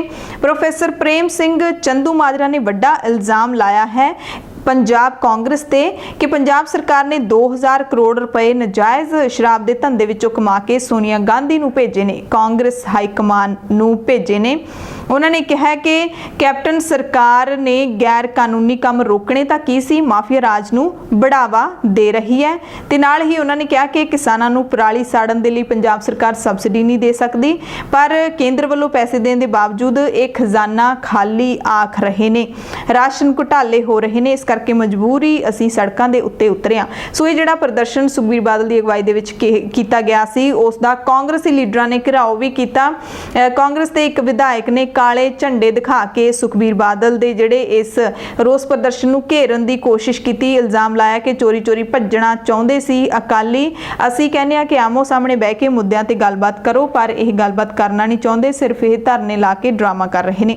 ਅਗਲੀ ਖਬਰ ਹੈ ਕਿ ਸਿੱਖਾਂ ਦੇ ਘਰੋਂ ਜਬਰੀ ਸ੍ਰੀ ਗੁਰੂ ਗ੍ਰੰਥ ਸਾਹਿਬ ਜੀ ਦੇ ਸਰੂਪ ਚੁੱਕਣ ਵਾਲੀ ਸਤਿਕਾਰ ਕਮੇਟੀ ਨੂੰ ਸ੍ਰੀ ਅਕਾਲ ਤਖਤ ਸਾਹਿਬ ਦੇ ਕਾਰਜਕਾਰੀ ਜਥੇਦਾਰ ਗਿਆਨੀ ਹਰਪ੍ਰੀਤ ਸਿੰਘ ਨੇ ਝਾੜ ਪਾਈ ਹੈ। ਉਹਨਾਂ ਨੇ ਕਿਹਾ ਕਿ ਕੁਝ ਦਿਨ ਪਹਿਲਾਂ ਪਿੰਡ ਬੱਸੀ ਜਲਾਲ ਜ਼ਿਲ੍ਹਾ ਹੁਸ਼ਿਆਰਪੁਰ ਦੇ ਇੱਕ ਰਿਟਾਇਰ ਅੰਮ੍ਰਿਤਧਾਰੀ ਪ੍ਰਿੰਸੀਪਲ ਜਸਵੰਤ ਸਿੰਘ ਦੇ ਘਰੋਂ ਜਬਰੀ ਸ੍ਰੀ ਗੁਰੂ ਗ੍ਰੰਥ ਸਾਹਿਬ ਜੀ ਦਾ ਪਾਵਨ ਸਰੂਪ ਧੱਕੇ ਨਾਲ ਚੁੱਕ ਕੇ ਲਿਜਾਉਣ ਤੇ ਉਹਨਾਂ ਨੇ ਸੰਗਤ ਤੇ ਪ੍ਰਸ਼ਾਸਨ ਨੂੰ ਸੂਚਿਤ ਕੀਤਾ ਹੈ ਕਿ ਕਿਸੇ ਵੀ ਜਥੇਬੰਦੀ ਨੂੰ ਸ੍ਰੀ ਅਕਾਲ ਤਖਤ ਸਾਹਿਬ ਦੀ ਪ੍ਰਵਾਨਗੀ ਤੋਂ ਬਿਨਾਂ ਸ੍ਰੀ ਗੁਰੂ ਗ੍ਰੰਥ ਸਾਹਿਬ ਜੀ ਦਾ ਪਾਵਨ ਸਰੂਪ ਜ਼ਬਰਦਸਤੀ ਲਿਜਾਉਣ ਦੀ ਇਜਾਜ਼ਤ ਨਹੀਂ ਹੈ। ਸਤਕਾਰ ਕਮੇਟੀ ਦੇ ਕਾਰਕੁਨਾਂ ਦੇ ਵੱਲੋਂ ਦਰਅਸਲ ਪਿਛਲੇ ਦਿਨੀ ਸੇਵਾ ਮੁਕਤ ਪ੍ਰਿੰਸੀਪਲ ਜਸਵੰਤ ਸਿੰਘ ਸੰਧੂ ਤੇ ਮਾਸਾਹਾਰੀ ਹੋਣ ਦੇ ਦੋਸ਼ ਲਾਉਂਦਿਆਂ ਸ੍ਰੀ ਗੁਰੂ ਗ੍ਰੰਥ ਸਾਹਿਬ ਜੀ ਦੇ ਪਾਵਨ ਸਰੂਪ ਜ਼ਬਰਦਸਤੀ ਲਿਜਾਏ ਗਏ ਸੀ। ਇਸ ਦਾ ਵਿਰੋਧ ਕੀਤਾ ਸੀ ਸਿੱਖ ਵਿਚਾਰ ਮੰਚ ਦੇ ਬੁੱਧੀਜੀਵੀਆਂ ਨੇ ਚੰਡੀਗੜ੍ਹ ਤੋਂ। ਉਹਨਾਂ ਨੇ ਸ੍ਰੀ ਅਕਾਲ ਤਖਤ ਸਾਹਿਬ ਦੇ ਜਥੇਦਾਰ ਨੂੰ ਵੀ ਕਿਹਾ ਸੀ ਕਿ ਇਸ ਨਾਜ਼ੁਕ ਮਸਲੇ ਦੇ ਵਿੱਚ ਖੁਦ ਪੈਣ, ਦਖਲ ਦੇਣ ਤੇ ਇਹੋ ਜਿਹੇ ਮੁੱਦੇ ਨੇ ਜਿਹੜੇ ਸ੍ਰੀ ਅਕਾਲ ਤਖਤ ਸਾਹਿਬ ਤੋਂ ਸੁਲਝਾਏ ਜਾਣੇ ਚਾਹੀਦੇ ਨੇ। ਗਿਆਨੀ ਹਰਪ੍ਰੀਤ ਸਿੰਘ ਨੇ ਕਿਹਾ ਕਿ ਸ੍ਰੀ ਗੁਰੂ ਗ੍ਰੰਥ ਸਾਹਿਬ ਜੀ ਦਾ ਸਤਿਕਾਰ ਕਰਨਾ ਹਰੇਕ ਵਿਅਕਤੀ ਦਾ ਨੈਤਿਕ ਫਰਜ਼ ਹੈ, ਪਰ ਗੁਰੂ ਸਾਹਿਬ ਦੇ ਸਤਿਕਾਰ ਦੇ ਨਾਂ ਤੇ ਕੁਝ ਵਿਅਕਤੀਆਂ ਵੱਲੋਂ ਨਿੱਜੀ ਜਥੇਬੰਦੀਆਂ ਬਣਾ ਕੇ ਸੰਗਤਾਂ ਨਾਲ ਧੱਕੇਸ਼ਾਹੀ ਕਰਨੀ ਉਚਿਤ ਨਹੀਂ ਹੈ ਤੇ ਇਹਨਾਂ ਜਥੇਬੰਦੀਆਂ ਦੀਆਂ ਅਜਿਹੀਆਂ ਧੱਕੇਸ਼ਾਹੀਆਂ ਦੇ ਖਿਲਾਫ ਪਹਿਲਾਂ ਵੀ ਸ਼ਿਕਾਇਤਾਂ ਆ ਚੁੱਕੀਆਂ ਨੇ, ਜਿਨ੍ਹਾਂ ਦੀ ਜਾਂਚ ਚੱਲ ਰਹੀ ਹੈ। ਉਹਨਾਂ ਨੇ ਸੰਗਤ ਨੂੰ ਵੀ ਜਥੇਦਾਰ ਸਾਹਿਬ ਨੇ ਸੁਨੇਹਾ ਦਿੱਤਾ ਕਿ ਜੇਕਰ ਕਿਤੇ ਵੀ ਸ੍ਰੀ ਗੁਰੂ ਗ੍ਰੰਥ ਸਾਹਿਬ ਜੀ ਦੇ ਅਦਬ ਸਤਿਕਾਰ ਦੇ ਵਿੱਚ ਘਾਟ ਹੈ ਤਾਂ ਸੰਗਤਾਂ ਨੂੰ ਉਸ ਸੰਬੰਧੀ ਪਿਆਰ ਨਾਲ ਤੇ ਗੁਰਮਤਿ ਦੀ ਰੋਸ਼ਨੀ ਦੇ ਵਿੱਚ ਸਮਝਾਉਣਾ ਚਾਹੀਦਾ ਹੈ। ਅਗਲੀ ਖਬਰ ਹੈ ਕਿ ਲੰਬੀ ਹਲਕੇ ਦੇ ਵਿੱਚ ਕੈਪਟਨ ਤੇ ਬਾਦਲ ਦੇ ਖਿਲਾਫ ਲੜਨ ਵਾਲੇ ਜਰਨੈਲ ਸਿੰਘ ਨੂੰ ਆਮ ਆਦਮੀ ਪਾਰਟੀ ਦੇ ਵਿੱਚੋਂ ਮੁਅੱਤਲ ਕਰ ਦਿੱਤਾ ਗਿਆ ਹੈਗੇ। ਦਿੱਲੀ ਦੇ ਰਹਿਣ ਵਾਲੇ ਨੇ, ਪਰ ਇਹਨਾਂ ਨੇ ਪਿਛਲੀ ਵਿਧਾਨ ਸਭਾ ਦੇ ਵਿੱਚ ਲੰਬੀ ਹਲਕੇ ਤੋਂ ਚੋਣ ਲੜੀ ਸੀਗੀ। ਵਿਧਾਨ ਸਭਾ ਦੀ ਕੈਪਟਨ ਤੇ ਬਾਦਲ ਉਸ ਸੀਟ ਤੋਂ ਖੜੇ ਹੋਏ ਸੀ। ਦਰਅਸਲ ਪਾਰਟੀ ਹਾਈ ਕਮਾਨ ਨੇ ਯਾਨੀ ਕਿ ਅਰਵਿੰਦ ਕੇਜਰੀਵਾਲ ਨੇ ਜਰਨੈਲ ਸਿੰਘ ਨੂੰ ਇੱਕ ਇਤਰਾਜ਼ਯੋਗ ਫੇਸਬੁੱਕ ਪੋਸਟ ਦੇ ਕਾਰਨ ਉਹਨਾਂ ਨੂੰ ਪਾਰਟੀ ਤੋਂ ਮੁਅੱਤਲ ਕੀਤਾ ਗਿਆ, ਬਰਖਾਸਤ ਕਰ ਦਿੱਤਾ ਗਿਆ। ਜਰਨੈਲ ਸਿੰਘ ਨੇ ਉਸ ਤੋਂ ਬਾਅਦ ਸਪਸ਼ਟੀਕਰਨ ਵੀ ਦਿੱਤਾ ਹੈ ਕਿ ਪਾਰਟੀ ਦੀ ਕਾਰਵਾਈ ਇੱਕ ਤਰਫਾ ਹੈਗੀ ਹੈ। ਕਹਿੰਦੇ ਨੇ ਕਿ ਮੈਂ ਦੱਸ ਚੁੱਕਿਆ ਕਿ ਮੇਰੇ ਬੱਚਿਆਂ ਨੇ ਗਲਤੀ ਦੇ ਨਾਲ ਉਹ ਪੋਸਟ ਕਰ ਦਿੱਤਾ ਸੀ ਮੇਰੇ ਫੋਨ ਦੇ ਉੱਤੋਂ, ਕਿਉਂਕਿ ਉਹ ਆਨਲਾਈਨ ਕਲਾਸਾਂ ਲਾਉਂਦੇ ਨੇ, ਉਹਨਾਂ ਕੋਲੇ ਫੋਨ ਸੀਗਾ, ਇਸ ਕਰਕੇ ਉਹਨਾਂ ਨੇ ਪੋਸਟ ਪਾ ਦਿੱਤੀ ਤੇ ਮੈਂ ਉਹ ਪੋਸਟ ਹਟਾ ਵੀ ਚੁੱਕਿਆ ਤੇ ਮੈਂ ਸਾਰੇ ਧਰਮਾਂ ਦਾ ਸਤਿਕਾਰ ਕਰਦਾ। ਉਹ ਕਹਿੰਦੇ ਮੈਂ ਕਿਸੇ ਦਬਾਅ ਦੇ ਵਿੱਚ ਸਪਸ਼ਟੀਕਰਨ ਨਹੀਂ ਦੇ ਰਿਹਾ, ਜਦ ਕਿ ਮੇਰਾ ਅਕੀਦਾ ਜਿਹੜਾ ਹੈਗਾ, ਜਿਹੜੇ ਧਰਮ ਨੂੰ ਮੈਂ ਬਿਲੋਂਗ ਕਰਦਾ, ਉਹ ਕਿਸੇ ਵੀ ਧਰਮ ਦਾ ਅਪਮਾਨ ਨਹੀਂ ਕਰਦਾ ਤੇ ਮੈਂ ਨੋਟਿਸ ਦਾ ਜਵਾਬ ਉਸੇ ਵਕਤ ਦੇ ਦਿੱਤਾ ਸੀ। ਪਰ ਫਿਰ ਵੀ ਪਾਰਟੀ ਨੇ ਮੈਨੂੰ ਨੋਟਿਸ ਤਾਂ ਕੱਢ ਦਿੱਤਾ, ਪਰ ਨੋਟਿਸ ਦੇ ਵਿੱਚ ਜਿਹੜਾ ਮੈਂ ਜਵਾਬ ਦਿੱਤਾ ਸੀ ਉਸ ਨੂੰ ਸੁਣਿਆ ਨਹੀਂ, ਸੁਣੇ ਤੋਂ ਬਿਨਾਂ ਹੀ ਉਹਨਾਂ ਨੇ ਇੱਕ ਤਰਫਾ ਕਾਰਵਾਈ ਕਰਦਿਆਂ ਮੈਨੂੰ ਕੱਢ ਦਿੱਤਾ। ਉਧਰ ਕਾਂਗਰਸ ਦੇ ਵਿਧਾਇਕ ਰਾਜਕੁਮਾਰ ਵੇਰਕਾ ਅੰਮ੍ਰਿਤਸਰ ਤੋਂ, ਉਹਨਾਂ ਨੇ ਕਿਹਾ ਕਿ ਜਰਨੈਲ ਸਿੰਘ ਖਿਲਾਫ ਪਰਚਾ ਦਰਜ ਹੋਣਾ ਚਾਹੀਦਾ ਹੈ। ਆਮ ਆਦਮੀ ਪਾਰਟੀ ਦੀ ਹਾਈ ਕਮਾਨ ਹੈ ਜਿਹੜੀ ਉਹ ਚੁੱਪ ਕਿਉਂ ਹੈ ਇਸ ਮਸਲੇ ਤੇ, ਕਿਉਂਕਿ ਇਹ ਜਿਹੜੀ ਹਰਕਤ ਹੈਗੀ ਜਰਨੈਲ ਸਿੰਘ ਦੀ ਉਹ ਨਾਕਾਬਲੇ ਬਰਦਾਸ਼ਤ ਹੈ। ਜਰਨੈਲ ਸਿੰਘ ਨੇ ਜਿਹੜੀ ਪੋਸਟ ਪਾਈ ਸੀ ਉਹ ਜਦੋਂ ਅਯੋਧਿਆ ਦੇ ਵਿੱਚ ਰਾਮ ਮੰਦਿਰ ਦਾ ਨੀਂਹ ਪੱਥਰ ਰੱਖਿਆ ਗਿਆ ਉਸ ਤੋਂ ਬਾਅਦ ਉਹਨਾਂ ਦੀ ਫੇਸਬੁੱਕ ਤੇ ਉਹ ਪੋਸਟ ਪਾਈ ਹੋਈ ਸੀ। ਥੋੜਾ ਉਹਨਾਂ ਨੇ ਇਤਰਾਜ਼ਯੋਗ ਜਿਹੜੀ ਸ਼ਬਦਾਵਲੀ ਦੀ ਵਰਤੋਂ ਕੀਤੀ ਸੀ, ਪਰ ਉਹ ਕਹਿੰਦੇ ਨੇ ਕਿ ਮੇਰੇ ਬੱਚਿਆਂ ਨੇ ਅਜਿਹਾ ਕਰਤਾ ਸੀ, ਪਰ ਮੈਂ ਹਰ ਇੱਕ ਧਰਮ ਦਾ ਸਤਿਕਾਰ ਕਰਦਾ ਹਾਂ। ਜਰਨੈਲ ਸਿੰਘ ਕਿਸੇ ਵੇਲੇ ਪੱਤਰਕਾਰ ਹੁੰਦੇ ਸੀ, ਪੱਤਰਕਾਰ ਤੋਂ ਬਾਅਦ ਇਹ ਸਿਆਸਤ ਦੇ ਵਿੱਚ ਆਏ ਸੀ ਤੇ ਆਮ ਆਦਮੀ ਪਾਰਟੀ ਦੇ ਨਾਲ ਜੁੜੇ ਸੀ। ਦਿੱਲੀ ਦੇ ਵਿੱਚ ਇਹਨਾਂ ਨੇ ਐਮਐਲਏ ਦੀ ਚੋਣ ਵੀ ਜਿੱਤੀ ਸੀ। ਲੋਕ ਇਨਸਾਫ ਪਾਰਟੀ ਦੇ ਲੀਡਰਾਂ ਨੂੰ ਕਮਿਸ਼ਨਰ ਦਫ਼ਤਰ ਦੇ ਮੂਹਰੇ ਧਰਨਾ ਦੇਣਾ ਮਹਿੰਗਾ ਪੈ ਗਿਆ, ਕਿਉਂਕਿ ਪਾਰਟੀ ਦੇ ਪ੍ਰਧਾਨ ਸਿਮਰਜੀਤ ਸਿੰਘ ਬੈਂਸ ਸਣੇ 30 ਜਣਿਆਂ ਤੇ ਕੇਸ ਦਰਜ ਕਰ ਲਿਆ ਲੁਧਿਆਣਾ ਪੁਲਿਸ ਨੇ। ਲੋਕ ਇਨਸਾਫ ਪਾਰਟੀ ਦੇ ਲੀਡਰ ਸਨੀ ਕੈਂਥ ਦੇ ਨਾਲ ਹੋਈ ਕੁੱਟਮਾਰ ਦੇ ਮਾਮਲੇ ਵਿੱਚ ਸਿਮਰਜੀਤ ਸਿੰਘ ਬੈਂਸ, ਬਲਵਿੰਦਰ ਸਿੰਘ ਬੈਂਸ ਤੇ ਉਹਨਾਂ ਦੇ ਸਮਰਥਕਾਂ ਨੇ ਕਮਿਸ਼ਨਰ ਦਫ਼ਤਰ ਦੇ ਮੂਹਰੇ ਧਰਨਾ ਦਿੱਤਾ ਸੀ, ਜਿਸ ਤੋਂ ਬਾਅਦ ਲੁਧਿਆਣਾ ਪੁਲਿਸ ਨੇ ਸਿਮਰਜੀਤ ਬੈਂਸ, ਬਲਵਿੰਦਰ ਬੈਂਸ ਤੇ ਸਨੀ ਕੈਂਥ ਸਣੇ 30 ਲੋਕਾਂ ਦੇ ਖਿਲਾਫ ਕੋਵਿਡ ਨਿਯਮਾਂ ਦੀਆਂ ਧੱਜੀਆਂ ਉਡਾਉਣ ਨੂੰ ਲੈ ਕੇ ਡਿਜ਼ਾਸਟਰ ਮੈਨੇਜਮੈਂਟ ਐਕਟ 2005 57 ਦੇ ਨਾਲ ਆਈਪੀਸੀ ਦੀ ਧਾਰਾ 188 ਤੇ 269 ਤਹਿਤ ਮਾਮਲਾ ਦਰਜ ਕੀਤਾ ਹੈ। ਇੰਨਾ ਹੀ ਨਹੀਂ, ਕਮਿਸ਼ਨਰ ਦਫ਼ਤਰ ਦੇ ਜਿਹੜੇ 6 ਪੁਲਿਸ ਮੁਲਾਜ਼ਮ ਉਸ ਵਕਤ ਧਰਨੇ ਦੌਰਾਨ ਡਿਊਟੀ ਦੇ ਰਹੇ ਸੀ ਉਹ ਪੋਜ਼ਿਟਿਵ ਆ ਗਏ ਸੀ ਤੇ ਹੁਣ ਇਹਨਾਂ ਨੂੰ ਹੁਕਮ ਕੀਤਾ ਗਿਆ ਹੈ ਕਿ ਐਫਆਈਆਰ ਦੇ ਵਿੱਚ ਦਰਜ ਸਾਰੇ ਹੀ ਲੋਕ ਨੇ ਜਿਹੜੇ ਉਹ ਕੋਵਿਡ-19 ਦਾ ਟੈਸਟ ਕਰਵਾਉਣਗੇ ਤੇ ਉਹਨਾਂ ਨੇ ਕਿਹਾ ਕਿ 2 ਦਿਨਾਂ ਦੇ ਵਿੱਚ ਜੇ ਟੈਸਟ ਨਾ ਕਰਵਾਇਆ ਤਾਂ ਪੁਲਿਸ ਜਬਰੀ ਇਹਨਾਂ ਸਾਰਿਆਂ ਦਾ ਟੈਸਟ ਕਰਵਾਏਗੀ, ਕਿਉਂਕਿ 6 ਪੁਲਿਸ ਮੁਲਾਜ਼ਮ ਉੱਥੇ ਕਰੋਨਾ ਪੋਜ਼ਿਟਿਵ ਪਾਏ ਗਏ ਸੀ। ਅਗਲੀ ਖਬਰ ਫ੍ਰੀ ਫੋਨਾਂ ਦੀ ਕਰਾਂਗੇ, ਜਿਨ੍ਹਾਂ ਦੀ ਸ਼ੁਰੂਆਤ ਹੈ ਪੰਜਾਬ ਦੇ ਮੁੱਖ ਮੰਤਰੀ ਕੈਪਟਨ ਅਮਰਿੰਦਰ ਸਿੰਘ ਨੇ 12 ਅਗਸਤ ਨੂੰ ਕਰ ਦਿੱਤੀ ਹੈ, ਪਰ ਹੁਣ ਇਹਨਾਂ ਫੋਨਾਂ ਦੇ ਉੱਤੇ ਵੀ ਸਿਆਸਤ ਹੈ ਜਿਹੜੀ ਉਹ ਸ਼ੁਰੂ ਹੋ ਗਈ ਹੈ। ਪੰਜਾਬ ਦੇ ਮੁੱਖ ਮੰਤਰੀ ਕੈਪਟਨ ਅਮਰਿੰਦਰ ਸਿੰਘ ਨੇ ਜਿਵੇਂ ਹੀ ਸਮਾਰਟਫੋਨ ਵੰਡਣ ਦੀ ਮੁਹਿੰਮ ਦਾ ਆਗਾਜ਼ ਕੀਤਾ ਤਾਂ ਗਿੱਦੜਬਾਹਾ ਤੋਂ ਕਾਂਗਰਸ ਦੇ ਵਿਧਾਇਕ ਅਮਰਿੰਦਰ ਸਿੰਘ ਰਾਜਾ ਵੜਿੰਗ ਅਤੇ ਅਕਾਲੀ ਲੀਡਰ ਹਰਦੀਪ ਸਿੰਘ ਡਿੰਪੀ ਢਿੱਲੋਂ ਦੇ ਵਿਚਕਾਰ ਟਵਿੱਟਰ ਤੇ ਲੜਾਈ ਸ਼ੁਰੂ ਹੋ ਗਈ। ਵਿਧਾਇਕ ਅਮਰਿੰਦਰ ਸਿੰਘ ਰਾਜਾ ਵੜਿੰਗ ਨੇ ਆਪਣੇ ਟਵਿੱਟਰ ਅਕਾਊਂਟ ਤੋਂ ਇੱਕ ਟਵੀਟ ਕੀਤਾ, ਮੁੱਖ ਮੰਤਰੀ ਕੈਪਟਨ ਅਮਰਿੰਦਰ ਸਿੰਘ ਨੂੰ ਬੇਨਤੀ ਕੀਤੀ ਕਿ ਇੱਕ ਸਮਾਰਟਫੋਨ ਹੈ ਜਿਹੜਾ ਸੁਖਬੀਰ ਸਿੰਘ ਬਾਦਲ ਅਤੇ ਕੇਂਦਰੀ ਮੰਤਰੀ ਹਰਸਿਮਰਤ ਕੌਰ ਬਾਦਲ ਨੂੰ ਵੀ ਦਿੱਤਾ ਜਾਵੇ।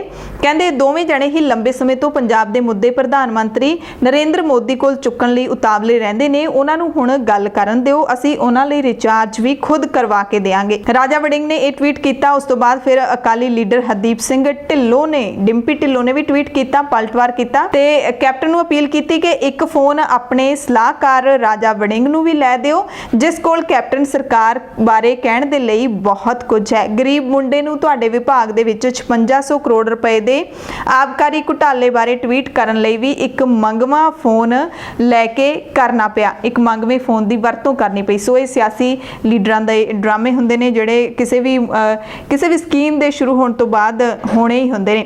ਅਗਲੀ ਖਬਰ ਹੈ, ਪੰਜਾਬ ਦੇ ਕੈਬਨਿਟ ਮੰਤਰੀ ਤ੍ਰਿਪਤ ਰਜਿੰਦਰ ਸਿੰਘ ਬਾਜਵਾ ਨੇ ਐਲਾਨ ਕੀਤਾ ਕਿਸਾਨਾਂ ਦੇ ਲਈ ਕਿ ਡੇਅਰੀ ਦੇ ਧੰਦੇ ਨੂੰ ਹੋਰ ਵਿਕਸਿਤ ਕਰਨ ਤੇ ਲਾਹੇਵੰਦ ਬਣਾਉਣ ਦੇ ਲਈ ਹਰੇ ਚਾਰੇ ਦੇ ਅਚਾਰ ਦੀਆਂ ਗੱਠਾਂ ਬਣਾਉਣ ਵਾਲੀ ਮਸ਼ੀਨ ਦੇ ਉੱਤੇ 40% ਸਬਸਿਡੀ ਦਿੱਤੀ ਜਾਏਗੀ ਕਿਸਾਨਾਂ ਨੂੰ।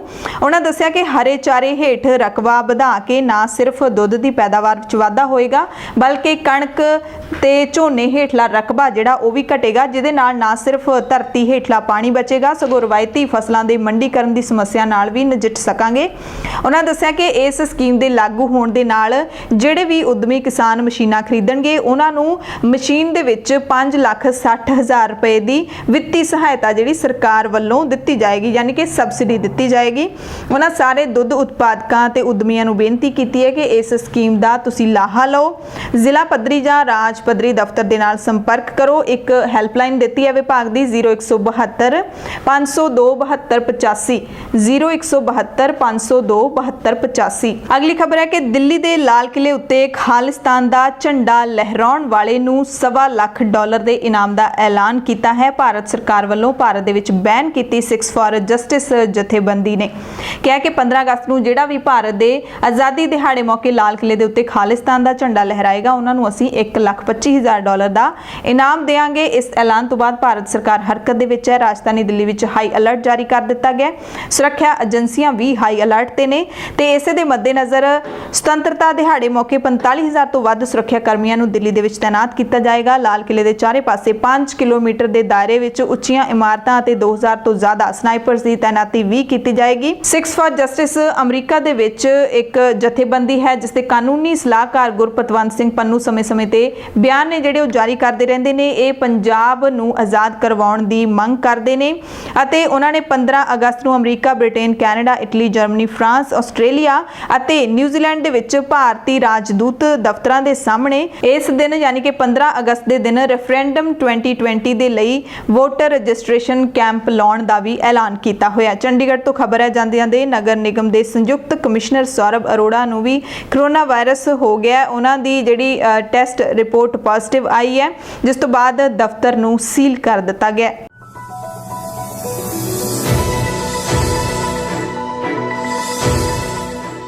ਪੂਰੇ ਭਾਰਤ ਦੀਆਂ ਖਬਰਾਂ ਦੇ ਵਿੱਚ ਸਭ ਤੋਂ ਪਹਿਲਾਂ ਗੱਲ ਕਰਾਂਗੇ ਮੁਲਕ ਦੇ ਸਾਬਕਾ ਰਾਸ਼ਟਰਪਤੀ ਪ੍ਰਣਬ ਮੁਖਰਜੀ ਦੀ ਮੌਤ ਦੇ ਬਾਰੇ ਇੱਕ ਅਫਵਾਹ ਉੱਡੀ ਸੀ, ਉਸ ਦੇ ਬਾਰੇ ਪਰਿਵਾਰ ਨੇ ਉਸ ਦਾ ਖੰਡਨ ਕੀਤਾ ਹੈ। ਪ੍ਰਣਬ ਮੁਖਰਜੀ ਦੇ ਪਰਿਵਾਰ ਨੇ ਮੌਤ ਦੀ ਖਬਰ ਦਾ ਖੰਡਨ ਕਰ ਦਿੱਤਾ ਹੈ। ਟਵਿੱਟਰ ਦੇ ਉੱਤੇ ਦਰਅਸਲ ਟ੍ਰੈਂਡ ਕਰ ਰਿਹਾ ਸੀ #RIP ਪ੍ਰਣਬ ਮੁਖਰਜੀ, ਯਾਨੀ ਕਿ ਰੈਸਟ ਇਨ ਪੀਸ ਪ੍ਰਣਬ ਮੁਖਰਜੀ, ਯਾਨੀ ਕਿ ਪ੍ਰਣਬ ਮੁਖਰਜੀ ਦੀ ਮੌਤ ਹੋ ਚੁੱਕੀ ਹੈ। ਪਰ ਸੋਸ਼ਲ ਮੀਡੀਆ ਉੱਤੇ ਭਾਰਤ ਦੇ ਸਾਬਕਾ ਰਾਸ਼ਟਰਪਤੀ ਪ੍ਰਣਬ ਮੁਖਰਜੀ ਦੇ ਗੁਜ਼ਰ ਜਾਣ ਦੀ ਚਰਚਾ ਨੂੰ ਉਹਨਾਂ ਦੇ ਪਰਿਵਾਰ ਨੇ ਖੰਡਨ ਕਰ ਦਿੱਤਾ ਹੈ। ਪ੍ਰਣਬ ਮੁਖਰਜੀ ਦੀ ਬੇਟੀ ਸ਼ਮਿਛਾ ਮੁਖਰਜੀ ਨੇ ਫਿਰ ਟਵੀਟ ਕਰਕੇ ਜਾਣਕਾਰੀ ਦਿੱਤੀ ਕਿ ਮੇਰੇ ਪਿਤਾ ਜੀ ਨਾਲ ਜੁੜੀਆਂ ਅਫਵਾਹਾਂ ਫਰਜ਼ੀ ਨੇ, ਖਾਸ ਤੌਰ ਤੇ ਮੀਡੀਆ ਵਾਲੇ ਮੈਨੂੰ ਕਾਲ ਨਾ ਕਰਨ।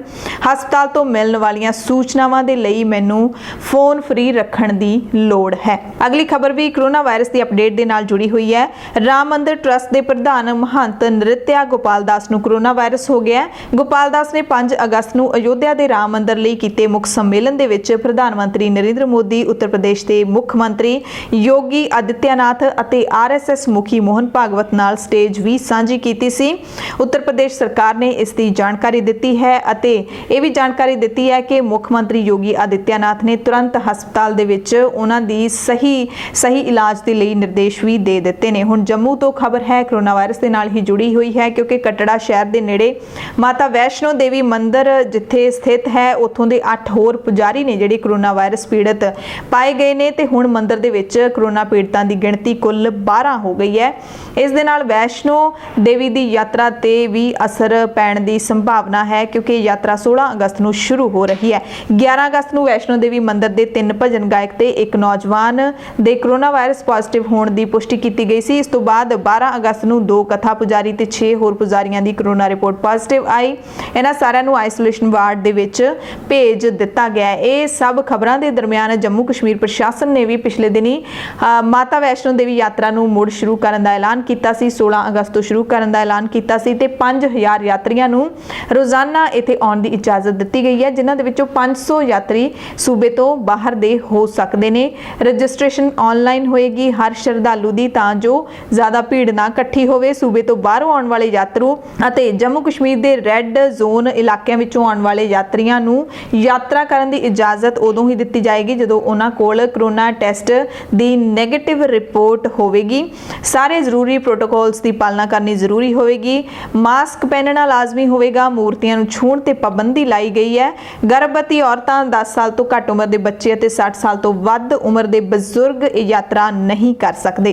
ਕੋਵਿਡ-19 ਦੇ ਨਾਲ ਜੁੜੀਆਂ ਕੁਝ ਹੋਰ ਅਪਡੇਟਸ ਨੇ। ਗੋਆ ਦੇ ਮੁੱਖ ਮੰਤਰੀ ਪ੍ਰਮੋਦ ਸਾਵੰਤ ਨੇ ਕਿਹਾ ਕਿ international film festival of India ਆਪਣੇ ਤੈਅ ਸਮੇਂ ਦੇ ਮੁਤਾਬਿਕ ਨਵੰਬਰ 2020 ਦੇ ਵਿੱਚ ਹੀ ਆਯੋਜਿਤ ਕੀਤਾ ਜਾਏਗਾ। ਪੁਡੂਚੇਰੀ ਤੋਂ ਖਬਰ ਹੈ ਜਿੱਥੋਂ ਦੇ ਮੁੱਖ ਮੰਤਰੀ ਵੀ ਨਾਰਾਇਣ ਸਵਾਮੀ ਨੇ ਕਿਹਾ ਕਿ ਉਹਨਾਂ ਦੇ ਕੇਂਦਰ ਸ਼ਾਸਿਤ ਪ੍ਰਦੇਸ਼ ਵਿੱਚ ਹਰ ਮੰਗਲਵਾਰ ਨੂੰ ਲਾਕਡਾਊਨ ਰਿਹਾ ਕਰੇਗਾ। ਉਹਨਾਂ ਨੇ ਕਿਹਾ ਕਿ ਸੂਬੇ ਵਿੱਚ ਕੋਰੋਨਾ ਵਾਇਰਸ ਤੇ ਕੰਟਰੋਲ ਰੱਖਣ ਦੇ ਲਈ ਇਹ ਫੈਸਲਾ ਲਿਆ ਗਿਆ। ਹੁਣ ਤੱਕ ਦੇਖਦੇ ਪੰਜਾਬ ਦੀ ਗੱਲ ਕਰ ਲਈਏ ਤਾਂ ਇੱਥੇ ਐਤਵਾਰ ਦਾ ਲਾਕਡਾਊਨ ਹੈ, ਇੱਥੇ ਮੰਗਲਵਾਰ ਦਾ ਲਾਕਡਾਊਨ ਹੈ ਜਿਹੜਾ ਉਹ ਲਾਇਆ ਗਿਆ। ਉਹ ਕਿਸ ਆਧਾਰ ਤੇ ਕਿਸ ਤਰਕ ਨੂੰ ਦੇਖਦੇ ਹੋਏ ਸਰਕਾਰ ਨੇ ਲਾਇਆ ਇਹ ਪੁਡੂਚੇਰੀ ਦੀ ਸਰਕਾਰ ਹੀ ਜਾਣਦੀ ਹੋਏਗੀ। ਤੇ ਹੁਣ ਅਗਲੀ ਖਬਰ ਦੱਸ ਦਿੰਦੇ ਹਾਂ ਕਿ ਪ੍ਰਧਾਨ ਮੰਤਰੀ ਨਰਿੰਦਰ ਮੋਦੀ ਨੇ ਪਾਰਦਰਸ਼ੀ ਕਰ ਪ੍ਰਣਾਲੀ ਮੰਚ ਦੀ ਸ਼ੁਰੂਆਤ ਕਰ ਦਿੱਤੀ ਹੈ। ਕਿਹਾ ਕਿ ਦੇਸ਼ ਵਾਸੀ ਟੈਕਸ ਅਦਾ ਕਰਨ ਦੇ ਲਈ ਅੱਗੇ ਆਉਣ। ਇਹ ਸਾਡਾ ਮੁਲਕ ਹੈ ਕਿ ਪ੍ਰਧਾਨ ਮੰਤਰੀ ਨੂੰ ਅਪੀਲ ਕਰਨੀ ਪੈ ਰਹੀ ਹੈ ਲੋਕਾਂ ਨੂੰ ਕਿ ਤੁਸੀਂ ਟੈਕਸ ਅਦਾ ਕਰੋ, ਇਮਾਨਦਾਰੀ ਦੇ ਨਾਲ ਟੈਕਸ ਦਿਓ, ਕਿਉਂਕਿ ਸੱਚਾਈ ਹੈ ਕਿ ਇਸ ਮੁਲਕ ਦੇ ਵਿੱਚ ਲੋਕ ਟੈਕਸ ਚੋਰੀ ਬਹੁਤ ਕਰਦੇ ਨੇ। ਟੈਕਸ ਚੋਰੀ ਕਿਉਂ ਕਰਦੇ ਨੇ? ਕਿਉਂਕਿ ਸਿਸਟਮ ਪਾਰਦਰਸ਼ੀ ਨਹੀਂ ਹੈਗੇ। ਸਰਕਾਰਾਂ ਦੇ ਸਿਸਟਮ ਜੇ ਟਰਾਂਸਪੇਰੈਂਟ ਹੋਣ ਤਾਂ ਲੋਕਾਂ ਨੂੰ ਟੈਕਸ ਪੇ ਕਰਨੇ ਹੀ ਪੈਣਗੇ। ਜਿੰਨੀਆਂ ਵੀ ਡਿਵੈਲਪਡ ਕੰਟਰੀਜ਼ ਨੇ, ਵਿਕਸਿਤ ਮੁਲਕ ਨੇ, ਉੱਥੇ ਸਾਰੇ ਲੋਕ ਨੇ ਜਿਹੜੇ ਉਹ ਟੈਕਸ ਆਪਣਾ ਅਦਾ ਕਰਦੇ ਨੇ, ਟੈਕਸ ਪੇ ਕਰਦੇ ਨੇ ਤੇ ਉਹਨਾਂ ਨੂੰ ਸਹੂਲਤਾਂ ਵੀ ਉਸੇ ਤਰੀਕੇ ਨਾਲ ਸਰਕਾਰ ਦੇ ਵੱਲੋਂ ਦਿੱਤੀਆਂ ਜਾਂਦੀਆਂ ਨੇ। ਕੈਨੇਡਾ ਦੀ ਗੱਲ ਅੱਗੇ ਕਰਾਂਗੇ ਆਪਾਂ ਵਰਲਡ ਦੀਆਂ ਖਬਰਾਂ ਦੇ ਵਿੱਚ ਕਿ ਕੈਨੇਡਾ ਉਹ ਖੁਸ਼ਹਾਲ ਮੁਲਕ ਹੈ ਜਿਹੜਾ ਆਪਣੇ ਦੇਸ਼ ਵਾਸੀਆਂ ਨੂੰ ਤਾਂ ਇੰਨੀਆਂ ਸਹੂਲਤਾਂ ਦੇ ਹੀ ਰਿਹਾ ਇਸ ਦੌਰ ਦੇ ਵਿੱਚ। ਲਿਬਨਾਨ ਵਰਗੇ ਮੁਲਕ ਨੂੰ ਵੀ $30 ਮਿਲੀਅਨ ਦੀ ਸਹਾਇਤਾ ਦੇ ਰਿਹਾ ਹੈ। ਸੋ ਜਿਹੜੇ ਵਿਕਸਿਤ ਮੁਲਕ ਹੁੰਦੇ ਨੇ, ਜਿੱਥੇ ਸਿਸਟਮ ਸਹੀ ਹੁੰਦੇ ਨੇ, ਲੋਕ ਟੈਕਸ ਤਰੀਕੇ ਨਾਲ ਅਦਾ ਕਰਦੇ ਨੇ, ਟੈਕਸ ਚੋਰੀ ਨਹੀਂ ਕਰਦੇ ਤੇ ਸਰਕਾਰਾਂ ਵੀ ਉਹਨਾਂ ਦੀ ਪੂਰੀ ਜਿਹੜੀ ਦੇਖ ਰੇਖ ਕਰਦੀਆਂ ਨੇ, ਉਹਨਾਂ ਨੂੰ ਸਾਂਭਦੀਆਂ ਨੇ। ਕੈਨੇਡਾ ਹੁਣ ਤੱਕ ਰਾਹਤ ਪੈਕੇਜ ਜਾਰੀ ਕਰ ਰਿਹਾ ਹੈ ਲਗਾਤਾਰ ਆਪਣੇ ਦੇਸ਼ ਵਾਸੀਆਂ ਦੇ ਲਈ। ਸੋ ਪ੍ਰਧਾਨ ਮੰਤਰੀ ਨਰਿੰਦਰ ਮੋਦੀ ਨੇ ਟੈਕਸ ਪ੍ਰਣਾਲੀ ਵਿੱਚ ਹੋਰ ਸੁਧਾਰ ਲਿਆਉਣ ਦੇ ਇਰਾਦੇ ਨਾਲ ਪਾਰਦਰਸ਼ੀ ਕਰ ਪ੍ਰਣਾਲੀ ਇਮਾਨਦਾਰ ਦਾ ਮਾਣ ਇਸ ਨਾਮ ਦੇ ਨਾਲ ਇਹ ਨਵਾਂ ਜਿਹੜਾ ਪਲੇਟਫਾਰਮ ਹੈ ਉਹ ਲਾਂਚ ਕੀਤਾ ਭਾਰਤ ਦੇ ਵਿੱਚ। ਕਹਿੰਦੇ ਨੇ ਕਿ ਇਸ ਦੇ ਨਾਲ ਟੈਕਸ ਅਦਾ ਕਰਨ ਦੇ ਵਿੱਚ ਸੁਧਾਰ ਜ਼ਰੂਰ ਆਏਗਾ ਤੇ ਪ੍ਰਧਾਨ ਮੰਤਰੀ ਨੇ ਟੈਕਸ ਭੁਗਤਾਨ ਕਰਨ ਵਾਲਿਆਂ ਲਈ ਚਾਰਟਰ ਦਾ ਐਲਾਨ ਵੀ ਕੀਤਾ। ਦੇਸ਼ ਵਾਸੀਆਂ ਨੂੰ ਅੱਗੇ ਵਧ ਕੇ ਇਮਾਨਦਾਰੀ ਨਾਲ ਟੈਕਸ ਅਦਾ ਕਰਨ ਦਾ ਸੱਦਾ ਦਿੱਤਾ। ਉਹਨਾਂ ਕਿਹਾ ਕਿ 130 ਕਰੋੜ ਲੋਕਾਂ ਦੇ ਦੇਸ਼ ਵਿੱਚ ਸਿਰਫ 1.5 ਕਰੋੜ ਲੋਕ ਟੈਕਸ ਅਦਾ ਕਰਦੇ ਨੇ। ਹਾਲਾਂਕਿ ਇਹ ਵੀ ਸੱਚਾਈ ਹੈ ਕਿ 30 ਕਰੋੜ ਦੇ 30 ਕਰੋੜ ਲੋਕ ਨੇ ਜਿਹੜੇ ਉਹ ਟੈਕਸ ਪ੍ਰਣਾਲੀ ਦੇ ਵਿੱਚ ਨਹੀਂ ਆਉਂਦੇ, ਯਾਨੀ ਕਿ ਉਹਨਾਂ ਦੀ ਇਨਕਮ ਹੀ ਇੰਨੀ ਨਹੀਂ ਹੈਗੀ, ਉਹ ਟੈਕਸ ਕਿੱਥੋਂ ਅਦਾ ਕਰਨਗੇ। ਵੀਡੀਓ ਕਾਨਫਰੰਸਿੰਗ ਰਾਹੀਂ ਕਰਵਾਇਆ ਗਿਆ ਸੀ ਪ੍ਰੋਗਰਾਮ। ਪ੍ਰਧਾਨ ਮੰਤਰੀ ਨੇ ਕਿਹਾ ਕਿ ਹੁਣ ਟੈਕਸ ਪ੍ਰਣਾਲੀ ਫੇਸਲੈਸ ਹੋ ਰਹੀ ਹੈ। ਇਹ ਟੈਕਸ ਦਾਤਾ ਨੂੰ ਨਿਰਪੱਖਤਾ ਤੇ ਵਿਸ਼ਵਾਸ ਦੇ ਰਹੀ ਹੈ। ਟੈਕਸ ਮਾਮਲਿਆਂ ਦੇ ਵਿੱਚ ਬਗੈਰ ਆਮੋ ਸਾਹਮਣੇ ਅਪੀਲ ਦੀ ਸਹੂਲਤ ਦੇਸ਼ ਭਰ ਦੇ ਨਾਗਰਿਕਾਂ ਲਈ 25 ਸਤੰਬਰ ਨੂੰ ਦੀਨ ਦਿਆਲ ਉਪਾਧਿਆਏ ਦੇ ਜਨਮ ਦਿਨ ਤੋਂ ਉਪਲਬਧ ਹੋਵੇਗੀ। ਯਾਨੀ ਕਿ 13 ਅਗਸਤ ਹੈ ਤੇ ਅਗਲੇ ਮਹੀਨੇ 25 ਤਰੀਕ ਤੋਂ ਇਹ ਜਿਹੜੀ ਨਵੀਂ ਟੈਕਸ ਪ੍ਰਣਾਲੀ ਹੈ ਉਹ ਚਾਲੂ ਹੋਵੇਗੀ। ਮੋਦੀ ਸਰਕਾਰ ਨੇ ਕਿਹਾ ਕਿ ਇਮਾਨਦਾਰ ਜਿਹੜੇ ਟੈਕਸ ਪੇਅਰ ਹੋਣਗੇ, ਇਮਾਨਦਾਰ ਲੋਕ ਕਰ ਪੇ ਕਰਦੇ ਨੇ, ਕਰ ਅਦਾ ਕਰਦੇ ਨੇ, ਉਹਨਾਂ ਦਾ ਸਨਮਾਨ ਕੀਤਾ ਜਾਏਗਾ। ਪਰ ਜਿਨ੍ਹਾਂ ਦੀ ਕਮਾਈ ਹੀ ਘੱਟ ਹੈ ਉਹਨਾਂ ਦਾ ਕੀ ਕਰੇਗੀ ਸਰਕਾਰ? ਉਹਨਾਂ ਨੂੰ ਸਨਮਾਨ ਕੌਣ ਦੇਵੇਗਾ? ਉਹਨਾਂ ਲਈ ਕੀ ਕਰੇਗੀ ਸਰਕਾਰ ਕਿ ਉਹ ਇੰਨੀ ਕਮਾਈ ਕਰ ਸਕਣ ਕਿ ਸਰਕਾਰ ਨੂੰ ਟੈਕਸ ਵੀ ਪੇ ਕਰ ਸਕਣ? ਸੋ ਇਹ ਵੀ ਵੱਡਾ ਸਵਾਲ ਹੈ। ਪ੍ਰਧਾਨ ਮੰਤਰੀ ਨੇ ਖਾਸ ਗੱਲ ਕਹੀ ਹੈ ਕਿ ਫੇਸਲੈਸ ਅਸੈਸਮੈਂਟ है कि ये जानना भी जरूरी है। फेसलैस यानी कि टैक्स भरन वाला कौन है ते टैक्स अफसर कौन है, भरन वाला कौन है ते लैण वाला कौन है, इस नाल कोई मतलब नहीं होएगा। प्रधानमंत्री ने कहा कि हुण तक ये हुंदा सी कि ਜਿਹੜੇ शहर विच असीं रहने आ उसे शहर ਦਾ टैक्स अधिकारी ਸਾਡੇ ਕੰਮਾਂ ਨੂੰ ਵੇਖਦਾ ਹੈ, ਜਿਵੇਂ ਕਿ ਸਕਰੂਟਨੀ, ਨੋਟਿਸ, ਸਰਵੇ ਜਾਂ ਫਿਰ ਜ਼ਬਤੀ। ਇਸ ਵਿੱਚ ਉਸੇ ਸ਼ਹਿਰ ਦੇ ਇਨਕਮ ਟੈਕਸ ਅਧਿਕਾਰੀ ਦੀ ਭੂਮਿਕਾ ਹੁੰਦੀ ਹੈ। ਹੁਣ ਇਹ ਇੱਕ ਤਰ੍ਹਾਂ ਨਾਲ ਖਤਮ ਹੋ ਜਾਏਗੀ। ਹੁਣ ਸਕਰੂਟਨੀ ਦੇ ਮਾਮਲੇ ਨੂੰ ਦੇਸ਼ ਦੇ ਕਿਸੇ ਵੀ ਖੇਤਰ ਵਿੱਚ ਕਿਸੇ ਵੀ ਅਧਿਕਾਰੀ ਨੂੰ ਦੇ ਦਿੱਤਾ ਜਾਏਗਾ। ਇਸ ਨਾਲ ਜੋ ਹੁਕਮ ਨਿਕਲੇਗਾ ਉਸ ਦੀ ਸਮੀਖਿਆ ਕਿਸੇ ਹੋਰ ਸੂਬੇ ਦੀ ਟੀਮ ਕਰੇਗੀ। ਫੇਸਲੈਸ ਅਸੈਸਮੈਂਟ ਇੱਕ ਤਰ੍ਹਾਂ ਦਾ ਇਲੈਕਟ੍ਰੋਨਿਕ ਮੋਡ ਹੁੰਦਾ ਹੈ ਜੋ ਕਿ ਇੱਕ ਸੌਫਟਵੇਅਰ ਦੇ ਜ਼ਰੀਏ ਵਰਤਿਆ ਜਾਏਗਾ। ਇਸ ਦੇ ਤਹਿਤ ਤੁਹਾਨੂੰ ਕਿਸੇ ਨੂੰ ਵੀ ਇਨਕਮ ਟੈਕਸ ਅਧਿਕਾਰੀ ਦੇ ਸਾਹਮਣੇ ਜਾਣ ਦੀ ਲੋੜ ਨਹੀਂ ਹੋਏਗੀ, ਨਾ ਹੀ ਉਸਦੇ ਦਫ਼ਤਰ ਜਾਣ ਦੀ ਲੋੜ ਪਵੇਗੀ, ਯਾਨੀ ਕਿ ਤੁਸੀਂ ਆਨਲਾਈਨ ਟੈਕਸ ਪੇ ਕਰ ਸਕੋਗੇ। ਸੁਪਰੀਮ ਕੋਰਟ ਦੇ ਵਿੱਚ ਅਗਲੇ ਹਫ਼ਤੇ ਤੋਂ ਆਮ ਵਾਂਗ ਸੁਣਵਾਈ ਸ਼ੁਰੂ ਹੋ ਸਕਦੀ ਹੈ। 15 ਵਿੱਚੋਂ 2 ਜਾਂ 3 ਬੈਂਚ ਸੁਣਵਾਈ ਕਰ ਸਕਦੇ ਨੇ। ਇਸ ਦੀ ਸਿਫਾਰਿਸ਼ ਕੀਤੀ ਹੈ ਸੁਪਰੀਮ ਕੋਰਟ ਦੇ 7 ਜੱਜਾਂ ਦੀ ਕਮੇਟੀ ਨੇ। ਵਧੇਰੇ ਸੁਰੱਖਿਆ ਦੇ ਨਾਲ ਅਗਲੇ ਹਫ਼ਤੇ ਤੋਂ ਸੁਪਰੀਮ ਕੋਰਟ ਦੇ ਵਿੱਚ ਕੇਸਾਂ ਦੀ ਸੁਣਵਾਈ ਆਮ ਵਾਂਗ ਸ਼ੁਰੂ ਕਰਨ ਦੀ ਸਿਫਾਰਿਸ਼ ਕੀਤੀ ਹੈ। 25 ਮਾਰਚ ਤੋਂ ਲਗਾਤਾਰ ਭਾਰਤੀ ਸੁਪਰੀਮ ਕੋਰਟ ਵੀਡੀਓ ਕਾਨਫਰੰਸਿੰਗ ਦੇ ਜ਼ਰੀਏ ਹੀ ਸੁਣਵਾਈ ਕਰ ਰਹੀ ਸੀ ਤੇ ਜਿਹੜੇ ਬਹੁਤ ਜ਼ਰੂਰੀ ਕੇਸ ਨੇ ਉਹਨਾਂ ਨੂੰ ਹੀ ਦੇਖ ਰਹੀ ਸੀ। ਹੁਣ ਖਬਰ ਰਾਜਸਥਾਨ ਸੰਕਟ ਦੀ ਹੈ, ਜਿਹਦੇ ਵਿੱਚ ਕਾਂਗਰਸ ਦਾ ਜਿਹੜਾ ਟੁੱਟਿਆ ਹੋਇਆ ਸੀਗਾ ਧਾਗਾ ਉਹ ਹੁਣ ਦੁਬਾਰਾ ਜੁੜਦਾ ਦਿਖਾਈ ਦੇ ਰਿਹਾ ਹੈ। ਪਰ ਬੀਜੇਪੀ ਜਿਹੜੀ ਹੈਗੀ ਹੈ ਪਾਰਟੀ ਉੱਥੇ ਵਿਰੋਧੀ ਧਿਰ ਦੇ ਵਜੋਂ ਹੈ, ਉਹ ਸੰਸਦ ਦੇ ਵਿੱਚ ਵਿਧਾਨ ਸਭਾ ਦੇ ਵਿੱਚ ਬੇਭਰੋਸਗੀ ਦਾ ਮਤਾ ਲਿਆਏਗੀ। ਵਿਰੋਧੀ ਧਿਰ ਦੇ ਨੇਤਾ ਗੁਲਾਬ ਚੰਦ ਕਟਾਰੀਆ ਨੇ ਦੱਸਿਆ ਕਿ ਇਹ ਫੈਸਲਾ ਬੀਜੇਪੀ ਵਿਧਾਇਕ ਦਲ ਦੀ ਬੈਠਕ ਦੇ ਵਿੱਚ ਲਿਆ ਗਿਆ ਹੈ ਕਿਉਂਕਿ ਕੱਲ ਤੋਂ ਰਾਜਸਥਾਨ ਦੇ ਵਿੱਚ ਵਿਧਾਨ ਸਭਾ ਸੈਸ਼ਨ ਸ਼ੁਰੂ ਹੋ ਰਿਹਾ ਹੈ। ਤੇ ਕਾਂਗਰਸ ਲਈ ਚੰਗੀ ਖਬਰ ਇਹ ਹੈ ਕਿ ਇੱਕ ਦੂਸਰੇ ਦੇ ਖਿਲਾਫ ਸ਼ਿਕਾਇਤਾਂ ਭੁੱਲ ਕੇ ਹੁਣ ਪਾਇਲਟ ਤੇ ਗਹਿਲੋਤ ਆਪਸ ਦੇ ਵਿੱਚ ਮਿਲੇ ਨੇ, ਯਾਨੀ ਕਿ ਸਚਿਨ ਪਾਇਲਟ ਜਿਹੜੇ ਕਿ ਰਾਜਸਥਾਨ ਦੇ ਨੌਜਵਾਨ ਕਾਂਗਰਸੀ ਲੀਡਰ ਨੇ ਅਤੇ ਅਸ਼ੋਕ ਗਹਿਲੋਤ ਜਿਹੜੇ ਕਿ ਰਾਜਸਥਾਨ ਦੇ ਮੁੱਖ ਮੰਤਰੀ ਨੇ। ਪਿਛਲੇ ਕਈ ਦਿਨਾਂ ਤੋਂ ਇਹਨਾਂ ਦੇ ਵਿੱਚ ਤਣਾਤਣੀ ਚੱਲ ਰਹੀ ਸੀ, ਪਰ ਪਿਛਲੇ ਦਿਨੀ ਸਚਿਨ ਪਾਇਲਟ ਦੀ ਪਾਰਟੀ ਹਾਈ ਕਮਾਂਡ ਦੇ ਨਾਲ ਮੀਟਿੰਗ ਹੋਈ। ਉਸ ਤੋਂ ਬਾਅਦ ਅੱਜ ਤਸਵੀਰਾਂ ਆਈਆਂ ਨੇ, ਦੋਵੇਂ ਜਿਹੜੇ ਲੀਡਰ ਨੇ ਇੱਕ ਦੂਸਰੇ ਨੂੰ ਪੂਰਾ ਗਰਮਜੋਸ਼ੀ ਦੇ ਨਾਲ ਮਿਲੇ ਨੇ ਤੇ ਕਾਂਗਰਸ ਵਿਧਾਇਕ ਦਲ ਦੀ ਬੈਠਕ ਦੇ ਵਿੱਚ ਸ਼ਾਮਲ ਹੋਣ ਦੇ ਲਈ ਸੀਐਮ ਗਹਿਲੋਤ ਦੀ ਰਿਹਾਇਸ਼ ਤੇ ਖੁਦ ਸਚਿਨ ਪਾਇਲਟ ਪਹੁੰਚੇ ਨੇ। ਪਾਰਟੀ ਵਿੱਚ ਵਾਪਸ ਉਹ ਮੁੜ ਆਏ ਨੇ ਤੇ ਦੋਵਾਂ ਦੇ ਵਿੱਚ ਇਹ ਪਹਿਲੀ ਮੁਲਾਕਾਤ ਹੈ। ਪਾਰਟੀ ਵਿੱਚ ਵਾਪਸ ਆਉਣ ਤੋਂ ਸਾਰਾ ਕੁਝ ਠੀਕ ਠਾਕ ਹੋਣ ਤੋਂ ਬਾਅਦ ਦੋਵੇਂ ਨੇਤਾ ਗਰਮਜੋਸ਼ੀ ਦੇ ਨਾਲ ਮਿਲੇ, ਹੱਥ ਮਿਲਾਇਆ ਤੇ ਇੱਕ ਦੂਸਰੇ ਦੇ ਨਾਲ ਇੱਕੋ ਹੀ ਸੋਫੇ ਤੇ ਬੈਠੇ। ਪੁਰਾਣੀ ਦਿੱਲੀ ਦੇ ਰਹਿਣ ਵਾਲੇ ਮੁਹੰਮਦ ਤਕੀ ਆਪਣੀਆਂ ਪਤੰਗਾਂ ਦੇ ਜ਼ਰੀਏ ਲੋਕਾਂ ਨੂੰ ਕਰੋਨਾ ਬਾਰੇ ਦੱਸ ਰਹੇ ਨੇ, ਪਤੰਗਾਂ ਦੇ ਜ਼ਰੀਏ ਕਰੋਨਾ ਤੋਂ ਬਚਣ ਦਾ ਸੰਦੇਸ਼ ਦੇ ਰਹੇ ਨੇ। 15 ਅਗਸਤ ਦੇ ਮੌਕੇ ਤੇ ਦਿੱਲੀ ਵਿੱਚ ਪਤੰਗਾਂ ਉਡਾਉਣ ਦਾ ਬਹੁਤ ਪੁਰਾਣਾ ਰਿਵਾਜ ਹੈ। ਇਸ ਨੂੰ ਦੇਖਦੇ ਹੋਏ ਮੁਹੰਮਦ ਤਕੀ ਨਾਂ ਦੇ ਵਿਅਕਤੀ ਨੇ ਆਪਣੀ ਹਰ ਪਤੰਗ ਤੇ ਕਰੋਨਾ ਨਾਲ ਜੁੜਿਆ ਕੋਈ ਨਾ ਕੋਈ ਸੰਦੇਸ਼ ਲਿਖਿਆ। ਕਿਸੇ ਨੂੰ ਉਹ ਘਰ ਵਿੱਚ ਰਹਿਣ ਦੀ ਸਲਾਹ ਦੇ ਰਹੇ ਨੇ ਤਾਂ ਕਿਸੇ ਵਿੱਚ ਕਰੋਨਾ ਦੇ ਲੱਛਣਾਂ ਬਾਰੇ ਦੱਸ ਰਹੇ ਨੇ। ਇਹ ਵੀ ਲਿਖਿਆ ਕਿ ਤੁਸੀਂ ਪਤੰਗਬਾਜ਼ੀ ਦੇ ਲਈ ਚੀਨ ਦੇ ਗੋਲਿਆਂ ਦਾ ਇਸਤੇਮਾਲ, ਚੀਨ ਦੀ ਡੋਰ ਦਾ ਇਸਤੇਮਾਲ ਨਾ ਕਰੋ। ਮੁਹੰਮਦ ਤਕੀ ਕਹਿੰਦੇ ਨੇ ਕਿ ਜਿਵੇਂ ਅਸੀਂ ਅੰਗਰੇਜ਼ਾਂ ਨੂੰ ਭਜਾ ਦਿੱਤਾ ਸੀ ਤੇ ਹੁਣ ਅਸੀਂ ਕਰੋਨਾ ਵਾਇਰਸ ਨੂੰ ਭਜਾਉਣਾ ਹੈ।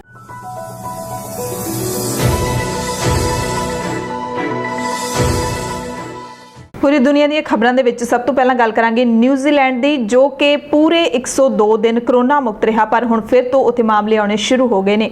ਆਕਲੈਂਡ ਦੇ ਵਿੱਚ 102 ਦਿਨਾਂ ਬਾਅਦ 4 ਮਾਮਲੇ ਸਾਹਮਣੇ ਆਏ ਤੇ ਹੁਣ ਗਿਣਤੀ 14 ਹੋ ਗਈ ਹੈ, ਜਿਸ ਤੋਂ ਬਾਅਦ ਨਿਊਜ਼ੀਲੈਂਡ ਦੇ ਸਭ ਤੋਂ ਵੱਡੇ ਸ਼ਹਿਰ ਆਕਲੈਂਡ ਦੇ ਵਿੱਚ 3 ਦਿਨਾਂ ਦੇ ਲੋਕਡਾਊਨ ਦਾ ਐਲਾਨ ਕਰ ਦਿੱਤਾ ਗਿਆ ਸੀ। ਪੇਰੂ ਤੋਂ ਖਬਰ ਹੈ, ਸਾਊਥ ਅਫਰੀਕਾ ਦਾ ਇੱਕ ਮੁਲਕ ਹੈ ਪੇਰੂ, ਜਿੱਥੇ ਕਰੋਨਾ ਵਾਇਰਸ ਦੇ ਵੱਧਦੇ ਮਾਮਲਿਆਂ ਦੇ ਕਾਰਨ ਲੋਕਡਾਊਨ ਹੋਰ ਵਧਾ ਦਿੱਤਾ ਹੈ। ਰਾਸ਼ਟਰਪਤੀ ਮਾਰਟਿਨ ਵਿਜ਼ਕਾਰਾ ਨੇ ਪਰਿਵਾਰਾਂ ਦੇ ਇਕੱਠੇ ਹੋਣ ਤੇ ਰੋਕ ਲਾ ਦਿੱਤੀ ਹੈ। 5 ਹੋਰ ਇਲਾਕਿਆਂ ਦੇ ਵਿੱਚ ਲੋਕਡਾਊਨ ਵਧਾ ਦਿੱਤਾ ਹੈ। ਦੇਸ਼ ਦੇ ਕੁੱਲ 25 ਇਲਾਕਿਆਂ ਵਿੱਚੋਂ 15 ਇਲਾਕਿਆਂ ਦੇ ਵਿੱਚ ਪਹਿਲਾਂ ਤੋਂ ਹੀ ਲੋਕਡਾਊਨ ਲਾਗੂ ਹੈ।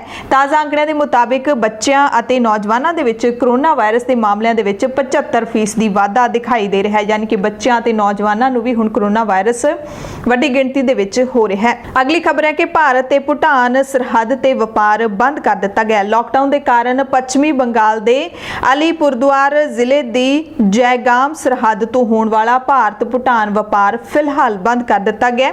ਸਰਕਾਰੀ ਅਧਿਕਾਰੀ ਨੇ ਦੱਸਿਆ ਕਿ ਕਰੋਨਾ ਤੇ ਰੋਕ ਲਾਉਣ ਦੇ ਲਈ ਭੂਟਾਨ ਨੇ ਮੰਗਲਵਾਰ ਤੋਂ ਲੋਕਡਾਊਨ ਲਾਗੂ ਕਰ ਦਿੱਤਾ ਸੀ, ਜਿਸ ਕਾਰਨ ਜੈਗਾਮ ਅਤੇ ਭੂਟਾਨ ਦੇ ਵਿੱਚ ਬਣੇ ਬਾਰਡਰ ਗੇਟ ਨੂੰ ਬੰਦ ਕਰ ਦਿੱਤਾ ਗਿਆ। ਇਸ ਨਾਲ ਜੈਗਾਮ ਤੋਂ ਹੋਣ ਵਾਲਾ ਸੀਮਾ ਵਪਾਰ ਹੈ ਜਿਹੜਾ ਸਰਹੱਦੀ ਵਪਾਰ ਹੈ ਉਹ ਬੰਦ ਹੋ ਗਿਆ ਤੇ ਪ੍ਰਸ਼ਾਸਨ ਨੇ ਪਹਿਲਾਂ ਹੀ ਸਾਰੇ ਭਾਰਤੀ ਟਰੱਕਾਂ ਨੂੰ ਸਮਾਂ ਰਹਿੰਦੇ ਸਰਹੱਦ ਪਾਰ ਕਰਵਾ ਦਿੱਤੀ ਸੀ ਤੇ ਹੁਣ ਸਰਹੱਦ ਦੇ ਦੋਵੇਂ ਪਾਸੇ ਕੋਈ ਟਰੱਕ ਜਾਂ ਦੂਸਰਾ ਵਾਹਨ ਜਿਹੜਾ ਨਹੀਂ ਫਸਿਆ ਹੋਇਆ। ਅਗਲੀ ਖਬਰ ਅਮਰੀਕਾ ਤੋਂ ਹੈ। ਵੱਡੀ ਖਬਰ ਹੈ H1B ਵੀਜ਼ਾ ਵਾਲਿਆਂ ਦੇ ਲਈ, ਕਿਉਂਕਿ ਟਰੰਪ ਪ੍ਰਸ਼ਾਸਨ ਨੇ ਰਿਆਇਤਾਂ ਦਾ ਐਲਾਨ ਕਰ ਦਿੱਤਾ ਹੈ। ਟਰੰਪ ਪ੍ਰਸ਼ਾਸਨ ਨੇ ਇੱਕ ਹੀ ਕੰਪਨੀ ਨਾਲ ਕੰਮ ਜਾਰੀ ਰੱਖਣ ਵਾਲਿਆਂ ਲਈ H1B ਅਤੇ L1 ਯਾਤਰਾ ਪਾਬੰਦੀਆਂ ਦੇ ਵਿੱਚ ਰਾਹਤ ਦਿੱਤੀ ਹੈ। ਇਸ ਫੈਸਲੇ ਨਾਲ ਭਾਰਤੀ IT ਪੇਸ਼ੇਵਰਾਂ ਨੂੰ ਖਾਸ ਤੌਰ ਤੇ ਲਾਭ ਮਿਲੇਗਾ ਤੇ ਹੁਣ ਜਿਨ੍ਹਾਂ ਕੋਲੇ ਇਹ ਵੀਜ਼ਾ ਹੈਗਾ ਉਹ ਆਪਣੇ ਪਰਿਵਾਰ ਦੇ ਸਮੇਤ ਅਮਰੀਕਾ ਜਾ ਸਕਦੇ ਨੇ, ਯਾਨੀ ਕਿ ਜਿਹੜੇ ਬੰਦੇ ਨੇ ਉਹ ਆਪਣੀ ਪਤਨੀ ਤੇ ਬੱਚਿਆਂ ਦੇ ਨਾਲ ਜਾ ਸਕਦੇ ਨੇ। ਹਾਲਾਂਕਿ ਨਿਯਮ ਦੇ ਮੁਤਾਬਿਕ ਇਹ ਛੋਟ ਸਿਰਫ ਉਹਨਾਂ ਨੂੰ ਮਿਲੇਗੀ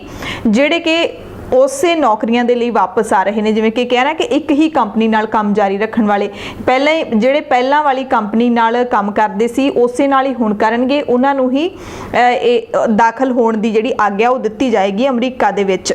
ਡੋਨਾਲਡ ਟਰੰਪ ਪ੍ਰਸ਼ਾਸਨ ਨੇ ਤਕਨੀਕੀ ਮਾਹਿਰਾਂ, ਸੀਨੀਅਰ ਪੱਧਰ ਦੇ ਅਧਿਕਾਰੀਆਂ ਅਤੇ ਹੋਰ ਜਿਹੜੇ ਕਾਮੇ ਨੇ ਉਹਨਾਂ ਨੂੰ ਵੀ ਯਾਤਰਾ ਦੀ ਆਗਿਆ ਦੇ ਦਿੱਤੀ ਹੈ ਜਿਨ੍ਹਾਂ ਦੇ ਕੋਲ H1B ਵੀਜ਼ਾ ਹੋਵੇ ਅਤੇ ਜਿਨ੍ਹਾਂ ਦੀ ਯਾਤਰਾ ਦੇ ਨਾਲ ਅਮਰੀਕਾ ਦੇ ਆਰਥਿਕ ਹਾਲਾਤਾਂ ਦੇ ਵਿੱਚ ਕੁਝ ਸੁਧਾਰ ਜ਼ਰੂਰੀ ਹੋਵੇ, ਯਾਨੀ ਕਿ ਜਿਨ੍ਹਾਂ ਦੀ ਜ਼ਰੂਰਤ ਹੈ ਅਮਰੀਕਾ ਨੂੰ ਉਹਨਾਂ ਨੂੰ ਹੀ ਅਮਰੀਕਾ 'ਚ ਦਾਖਲ ਹੋਣ ਦੀ ਆਗਿਆ ਦਿੱਤੀ ਗਈ ਹੈ। ਕੈਨੇਡਾ ਦੇ ਪ੍ਰਧਾਨ ਮੰਤਰੀ ਜਸਟਿਨ ਟਰੂਡੋ ਨੇ ਲੈਬਨਾਨ ਦੀ ਮਦਦ ਦੇ ਲਈ $25 ਮਿਲੀਅਨ ਹੋਰ ਦੇਣ ਦਾ ਫੈਸਲਾ ਕੀਤਾ। ਇਸ ਤੋਂ ਪਹਿਲਾਂ ਲਿਬਨਾਨ ਦੀ ਮਦਦ ਦੇ ਲਈ ਕੈਨੇਡਾ ਨੇ $5 ਮਿਲੀਅਨ ਦੇਣ ਦਾ ਐਲਾਨ ਕੀਤਾ ਸੀ ਤੇ ਹੁਣ ਲਿਬਨਾਨ ਦੀ ਮਦਦ ਲਈ ਕੁੱਲ $30 ਮਿਲੀਅਨ ਦਾ ਐਲਾਨ ਹੈ ਜਿਹੜਾ ਉਹ ਕੈਨੇਡਾ ਨੇ ਕਰ ਦਿੱਤਾ ਹੈ।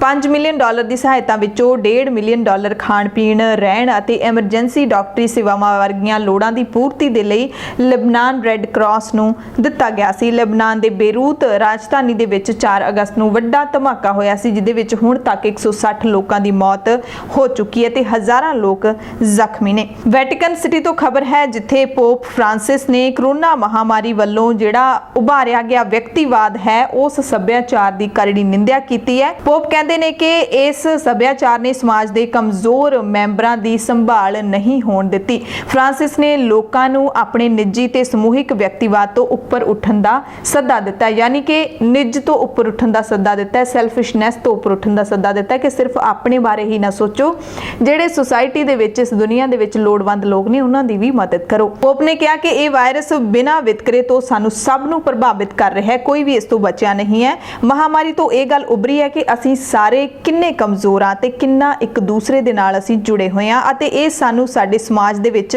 ਝੂਠੀ ਅਤੇ ਵਿਅਕਤੀਵਾਦੀ ਸੋਚ ਦੇ ਬਾਰੇ ਵੀ ਸਾਡੀ ਔਕਾਤ ਦੱਸਦਾ ਹੈ ਜੋ ਮਨੁੱਖੀ ਮਾਣ, ਸਤਿਕਾਰ ਅਤੇ ਰਿਸ਼ਤਿਆਂ ਨੂੰ ਨਕਾਰਦੀ ਹੈ ਤੇ ਲੋਕਾਂ ਨੂੰ ਵਰਤੋਂ ਦੀਆਂ ਚੀਜ਼ਾਂ ਵਾਂਗ ਦੇਖਦੀ ਹੈ ਤੇ ਸੁੱਟਣ ਵਾਲਾ ਸੱਭਿਆਚਾਰ ਪੈਦਾ ਕਰਦੀ ਹੈ। ਬਿਲਕੁਲ ਇਸ ਤਰ੍ਹਾਂ ਦਾ ਮਾਹੌਲ ਹੈ ਜਿਹੜਾ ਸਿਰਫ ਇੱਕ ਮੁਲਕ ਦੇ ਵਿੱਚ ਹੀ ਨਹੀਂ ਪੂਰੀ ਦੁਨੀਆ ਦੇ ਵਿੱਚ ਪੈਦਾ ਹੋਇਆ ਜਦੋਂ ਹਰ ਕੋਈ ਆਪਣੇ ਆਪ ਬਾਰੇ ਸੋਚ ਰਿਹਾ ਹੈ, ਆਪਣੇ ਪਰਿਵਾਰ ਬਾਰੇ ਸੋਚ ਰਿਹਾ ਹੈ। ਕਈ ਥਾਈਂ ਤਾਂ ਆਪਣੇ ਪਰਿਵਾਰ ਬਾਰੇ ਵੀ ਲੋਕ ਨਹੀਂ ਸੋਚ ਰਹੇ, ਸਿਰਫ ਤੇ ਸਿਰਫ ਆਪਣੀ ਫਿਕਰ ਹੈ, ਦੂਸਰਿਆਂ ਦੀ ਫਿਕਰ ਨਹੀਂ ਹੈ। ਦੂਸਰਿਆਂ ਦੀ ਫਿਕਰ ਕਰਨ ਵਾਲੇ ਵੀ ਹਾਲਾਂਕਿ ਲੋਕ ਹੈਗੇ ਨੇ, ਬਹੁਤ ਸਾਰੀਆਂ NGOs ਨੇ, ਬਹੁਤ ਸਾਰੇ ਜਿਹੜੇ ਲੋਕ ਭਲਾਈ ਦਾ ਕੰਮ ਕਰਨ ਦੇ ਵਿੱਚ ਜੁਟੇ ਹੋਏ ਵਲੰਟੀਅਰ ਨੇ, ਉਹ ਲੋਕਾਂ ਦੀ ਮਦਦ, ਲੋੜਵੰਦਾਂ ਦੀ ਮਦਦ ਜ਼ਰੂਰ ਕਰਦੇ ਨੇ, ਪਰ ਜ਼ਿਆਦਾਤਰ ਹਰ ਕੋਈ ਆਪਣੇ ਨਿੱਜੀ ਲੋੜਾਂ ਦੇ ਬਾਰੇ ਸੋਚ ਰਿਹਾ ਹੈ। ਜੋਹਾਨਸਬਰਗ ਤੋਂ ਖਬਰ ਹੈ ਜਿੱਥੇ ਜਾਪਾਨ ਦੇ ਸਮੁੰਦਰੀ ਜਹਾਜ਼ ਦੇ ਵਿੱਚੋਂ ਮਾਰੀਸ਼ਸ ਦੇ ਡੂੰਘੇ ਪਾਣੀਆਂ ਦੇ ਵਿੱਚ ਹਜ਼ਾਰਾਂ ਟਨ ਤੇਲ ਰਿਸ ਗਿਆ। ਇਸ ਕਾਰਨ ਹੋਏ ਨੁਕਸਾਨ ਦੇ ਲਈ ਹਿੰਦ ਸਾਗਰ ਦੇ ਇਸ ਟਾਪੂ ਮੁਲਕ ਨੇ ਜਹਾਜ਼ ਦੇ ਮਾਲਕਾਂ ਤੋਂ ਮੁਆਵਜ਼ਾ ਵਸੂਲਣ ਦੀ ਗੱਲ ਕੀਤੀ ਹੈ। MV ਵਕਾਸ਼ੀਓ ਨਾਂ ਦੇ ਸਮੁੰਦਰੀ ਜਹਾਜ਼ ਵਿੱਚ 4000 ਟਨ ਤੇਲ ਭਰਿਆ ਹੋਇਆ ਸੀ, ਉਹਦੇ ਵਿੱਚੋਂ 1000 ਟਨ ਤੇਲ ਹੈ ਜਿਹੜਾ ਸਮੁੰਦਰ ਦੇ ਵਿੱਚ ਰਿਸ ਗਿਆ, ਜਿਸ ਕਾਰਨ ਮਾਰੀਸ਼ਸ ਦੇ ਤੱਟੀ ਖੇਤਰ ਨੇ ਜਿਹੜੇ ਉਹ ਦੂਸ਼ਿਤ ਹੋ ਗਏ ਨੇ। ਜ਼ਾਹਿਰ ਤੌਰ ਤੇ ਸਮੁੰਦਰ ਦੇ ਵਿੱਚ ਰਹਿਣ ਵਾਲੇ ਜਿਹੜੇ ਜੀਵ ਨੇ ਉਹ ਵੀ ਪ੍ਰਭਾਵਿਤ ਹੁੰਦੇ ਨੇ ਅਤੇ ਸਮੁੰਦਰ ਦਾ ਉਹ ਇਲਾਕਾ ਜਿਹੜਾ ਉਹ ਵੀ ਪ੍ਰਦੂਸ਼ਣ ਦੇ ਨਾਲ ਭਰ ਜਾਂਦਾ ਹੈ। ਪ੍ਰਧਾਨ ਮੰਤਰੀ ਪ੍ਰਵਿੰਦ ਜੁਗਨਾਥ ਨੇ ਕਿਹਾ ਕਿ ਮਾਰੀਸ਼ਸ ਵੱਲੋਂ ਨਾਗਾਸਾਕੀ ਸ਼ਿਪਿੰਗ ਦੀ ਵਕਾਸ਼ੀਓ ਦੇ ਮਾਲਕ ਤੋਂ ਵਾਤਾਵਰਣ ਨੂੰ ਪਹੁੰਚੇ ਵੱਡੇ ਨੁਕਸਾਨ ਲਈ ਮੁਆਵਜ਼ੇ ਦੀ ਮੰਗ ਕੀਤੀ ਜਾਏਗੀ, ਯਾਨੀ ਕਿ ਜਹਾਜ਼ ਦੇ ਮਾਲਕ ਤੋਂ ਮੁਆਵਜ਼ਾ ਮੰਗਿਆ ਜਾਏਗਾ ਇਸ ਮੁਲਕ ਦੇ ਵੱਲੋਂ। ਉਹਨਾਂ ਨੇ ਤੇਲ ਰਿਸਣ ਦੀ ਘਟਨਾ ਨੂੰ ਕੌਮੀ ਆਫਤ ਐਲਾਨ ਦਿੱਤਾ ਹੈ। ਬ੍ਰਸਲਸ ਤੋਂ ਖਬਰ ਹੈ ਜਿੱਥੇ ਯੂਰਪੀਅਨ ਯੂਨੀਅਨ ਨੇ ਕੋਰੋਨਾ ਵਾਇਰਸ ਕਾਰਨ ਹੋਏ ਕਾਰੋਬਾਰਾਂ ਨੂੰ ਹੋਏ ਨੁਕਸਾਨ ਦੇ ਵਿੱਚ ਮਦਦ ਕਰਨ ਦੇ ਲਈ ਆਪਣੇ 8 ਸਹਿਯੋਗੀ ਮੁਲਕਾਂ ਨਾਲ ਸਮਝੌਤੇ ਕੀਤੇ ਨੇ ਅਲਬੇਨੀਆ, ਜਾਰਜੀਆ, ਜਾਰਡਨ, ਕੋਸੋਵੋ, ਮਾਲਦੋਵਾ, ਮੌਂਟੇਨੀਗਰੋ, ਉੱਤਰੀ ਮਕਦੂਨੀਆ ਤੇ ਯੂਕਰੇਨ। ਇਹ ਸਮਝੌਤਿਆਂ ਦੇ ਲਈ ਉਹ ਰਾਜ਼ੀ ਹੋ ਚੁੱਕੇ ਨੇ। ਇਹਨਾਂ ਵਿੱਚੋਂ ਕੋਸੋਵੋ, ਮਾਲਦੋਵਾ, ਉੱਤਰੀ ਮਕਦੂਨੀਆ ਤੇ ਯੂਕਰੇਨ ਨੇ ਸਮਝੌਤਿਆਂ ਤੇ ਰਸਮੀ ਤੌਰ ਤੇ ਸਿਗਨੇਚਰ ਵੀ ਕਰ ਦਿੱਤੇ ਨੇ। ਇਹਨਾਂ ਮੁਲਕਾਂ ਦੇ ਵੱਲੋਂ ਵਿੱਤੀ ਖੇਤਰ, ਪ੍ਰਸ਼ਾਸਨਿਕ ਸੁਧਾਰ, ਭ੍ਰਿਸ਼ਟਾਚਾਰ ਨੂੰ ਰੋਕਣਾ, ਸਮਾਜਿਕ ਸੁਰੱਖਿਆ ਤੇ ਨੌਜਵਾਨਾਂ ਨੂੰ ਰੁਜ਼ਗਾਰ ਦਿਵਾਉਣ ਦੇ ਲਈ ਇੱਕ ਦੂਸਰੇ ਦੀ ਮਦਦ ਕੀਤੀ ਜਾਏਗੀ। ਕਮਿਸ਼ਨ ਨੇ ਕਿਹਾ ਕਿ ਇਹ ਸਮਝੌਤਾ 3 ਅਰਬ ਯੂਰੋ ਦੇ ਪੈਕੇਜ ਦਾ ਹਿੱਸਾ ਹੈ ਜੋ ਕਿ ਗੁਆਂਢੀ ਮੁਲਕਾਂ ਦੀ ਮਦਦ ਦੇ ਲਈ ਜਾਰੀ ਹੋਇਆ ਸੀ। ਦੁਨੀਆ ਭਰ ਦੀਆਂ ਖਬਰਾਂ ਦੇ ਵਿੱਚ ਅਗਲੀ ਖਬਰ ਹੈ ਜਿਹੜੀ ਉਸ ਅਮੋਨੀਅਮ ਨਾਈਟ੍ਰੇਟ ਨਾਂ ਦੇ ਜ਼ਹਿਰ ਦੇ ਨਾਲ ਜੁੜੀ ਹੋਈ ਹੈ, ਜਿਸ ਦਾ ਧਮਾਕਾ ਹੋਣ ਦੇ ਨਾਲ ਲਿਬਨਾਨ ਦੀ ਰਾਜਧਾਨੀ ਬੇਰੂਤ ਦੇ ਵਿੱਚ 160 ਲੋਕ ਮਾਰੇ ਜਾ ਚੁੱਕੇ ਨੇ। ਹਾਲੇ ਬਹੁਤ ਸਾਰੇ ਲੋਕ ਜ਼ਖਮੀ ਵੀ ਨੇ। ਅਮੋਨੀਅਮ ਨਾਈਟ੍ਰੇਟ ਕਾਰਨ ਹੋਏ ਧਮਾਕੇ ਦੇ ਨਾਲ ਹੁਣ ਪੂਰੇ ਵਿਸ਼ਵ ਦੇ ਵਿੱਚ ਚਿੰਤਾ ਪੈਦਾ ਹੋ ਗਈ ਹੈ, ਕਿਉਂਕਿ ਸਿਰਫ ਲਿਬਨਾਨ ਦੇ ਵਿੱਚ ਹੀ ਅਮੋਨੀਅਮ ਨਾਈਟ੍ਰੇਟ ਨਹੀਂ ਪਿਆ ਸੀ। ਭਾਰਤ ਸਮੇਤ ਹੋਰ ਵੀ ਬਹੁਤ ਸਾਰੇ ਮੁਲਕਾਂ ਦੇ ਵਿੱਚ ਅਮੋਨੀਅਮ ਨਾਈਟ੍ਰੇਟ ਦੇ ਭੰਡਾਰ ਪਏ ਨੇ, ਕਿਉਂਕਿ ਰਸਾਇਣਿਕ ਖਾਦ ਦੇ ਤੌਰ ਦੇ ਉੱਤੇ ਜਾਂ ਫਿਰ ਮਾਈਨਿੰਗ ਦੇ ਲਈ ਧਮਾਕਾ ਕਰਨ ਵਾਸਤੇ ਇਸ ਰਸਾਇਣ ਦੀ ਵਰਤੋਂ ਹੈ ਜਿਹੜੀ ਉਹ ਹਰ ਮੁਲਕ ਦੇ ਵਿੱਚ ਕੀਤੀ ਜਾਂਦੀ ਹੈ। ਪਰ ਇਸ ਨੂੰ ਕਿੱਥੇ ਤੇ ਕਿੰਨੇ ਸਮੇਂ ਲਈ ਰੱਖਿਆ ਜਾ ਸਕਦਾ ਹੈ, ਸਟੋਰ ਕੀਤਾ ਜਾ ਸਕਦਾ ਹੈ, ਇਸ ਬਾਰੇ ਸਖਤ ਨਿਯਮ ਨੇ। ਇਸ ਦੀ ਵਰਤੋਂ ਨਾਲ ਬੰਬ ਵੀ ਬਣਾਏ ਜਾ ਸਕਦੇ ਨੇ, ਇਸ ਕਰਕੇ ਇਸ ਦੀ ਸੁਰੱਖਿਆ ਬਹੁਤ ਜ਼ਰੂਰੀ ਹੁੰਦੀ ਹੈ। ਇਸ ਨੂੰ ਸਟੋਰ ਕਰਨ ਵਾਲੀ ਥਾਂ ਨੂੰ ਬਿਲਕੁਲ ਗੁਪਤ ਰੱਖਿਆ ਜਾਂਦਾ ਹੈ। ਭਾਰਤ ਦੇ ਵਿੱਚ ਵੀ ਹੈ। ਚੇਨਈ ਤੋਂ ਕਰੀਬ 20 ਕਿਲੋਮੀਟਰ ਦੀ ਦੂਰੀ ਦੇ ਉੱਤੇ ਰਿਹਾਇਸ਼ੀ ਖੇਤਰ ਤੋਂ ਮਹਿਜ਼ 700 ਮੀਟਰ ਦੇ ਫਰਕ ਉੱਤੇ 37 ਕੰਟੇਨਰਾਂ ਦੇ ਵਿੱਚ 740 ਟਨ ਅਮੋਨੀਅਮ ਨਾਈਟ੍ਰੇਟ ਦਾ ਭੰਡਾਰ ਪਿਆ ਹੋਇਆ ਹੈ। ਯਮਨ ਦੀ ਗੱਲ ਕਰ ਲਈਏ ਤਾਂ ਯੁੱਧ ਪ੍ਰਭਾਵਿਤ ਮੁਲਕ ਹੈ ਯਮਨ। ਉੱਥੋਂ ਦੇ ਅਟਾਰਨੀ ਜਨਰਲ ਨੇ ਉਹਨਾਂ ਮੀਡੀਆ ਰਿਪੋਰਟਾਂ ਦੀ ਜਾਂਚ ਦੇ ਹੁਕਮ ਦਿੱਤੇ ਨੇ ਜਿਨ੍ਹਾਂ ਦੇ ਵਿੱਚ ਇਹ ਦੋਸ਼ ਲਾਇਆ ਗਿਆ ਸੀ ਕਿ ਅਮੋਨੀਅਮ ਨਾਈਟ੍ਰੇਟ ਦੇ ਭਰੇ 100 ਤੋਂ ਵੱਧ ਕੰਟੇਨਰ ਦੱਖਣੀ ਬੰਦਰਗਾਹ ਅਦੇਨ ਦੇ ਵਿੱਚ ਰੱਖੇ ਹੋਏ ਨੇ। ਯਾਨੀ ਕਿ ਯਮਨ ਦੇ ਵਿੱਚ ਵੀ ਅਮੋਨੀਅਮ ਨਾਈਟ੍ਰੇਟ ਹੈ ਜਿਹੜਾ ਉਹ ਵੱਡੀ ਮਾਤਰਾ ਦੇ ਵਿੱਚ ਪਿਆ ਹੈ। ਇਰਾਕ ਸਰਕਾਰ ਨੇ ਬੰਦਰਗਾਹਾਂ ਤੇ ਹਵਾਈ ਅੱਡਿਆਂ ਤੇ ਖਤਰਨਾਕ ਪਦਾਰਥਾਂ ਦੀ ਤੁਰੰਤ ਸਮੀਖਿਆ ਕਰਨ ਦੇ ਹੁਕਮ ਦੇ ਦਿੱਤੇ ਨੇ, ਕਿਉਂਕਿ ਪਤਾ ਲੱਗਿਆ ਕਿ ਬਗਦਾਦ ਅੰਤਰਰਾਸ਼ਟਰੀ ਹਵਾਈ ਅੱਡੇ ਦੇ ਉੱਤੇ ਅਮੋਨੀਅਮ ਨਾਈਟ੍ਰੇਟ ਨੂੰ ਭੰਡਾਰ ਕੀਤਾ ਗਿਆ ਹੈ।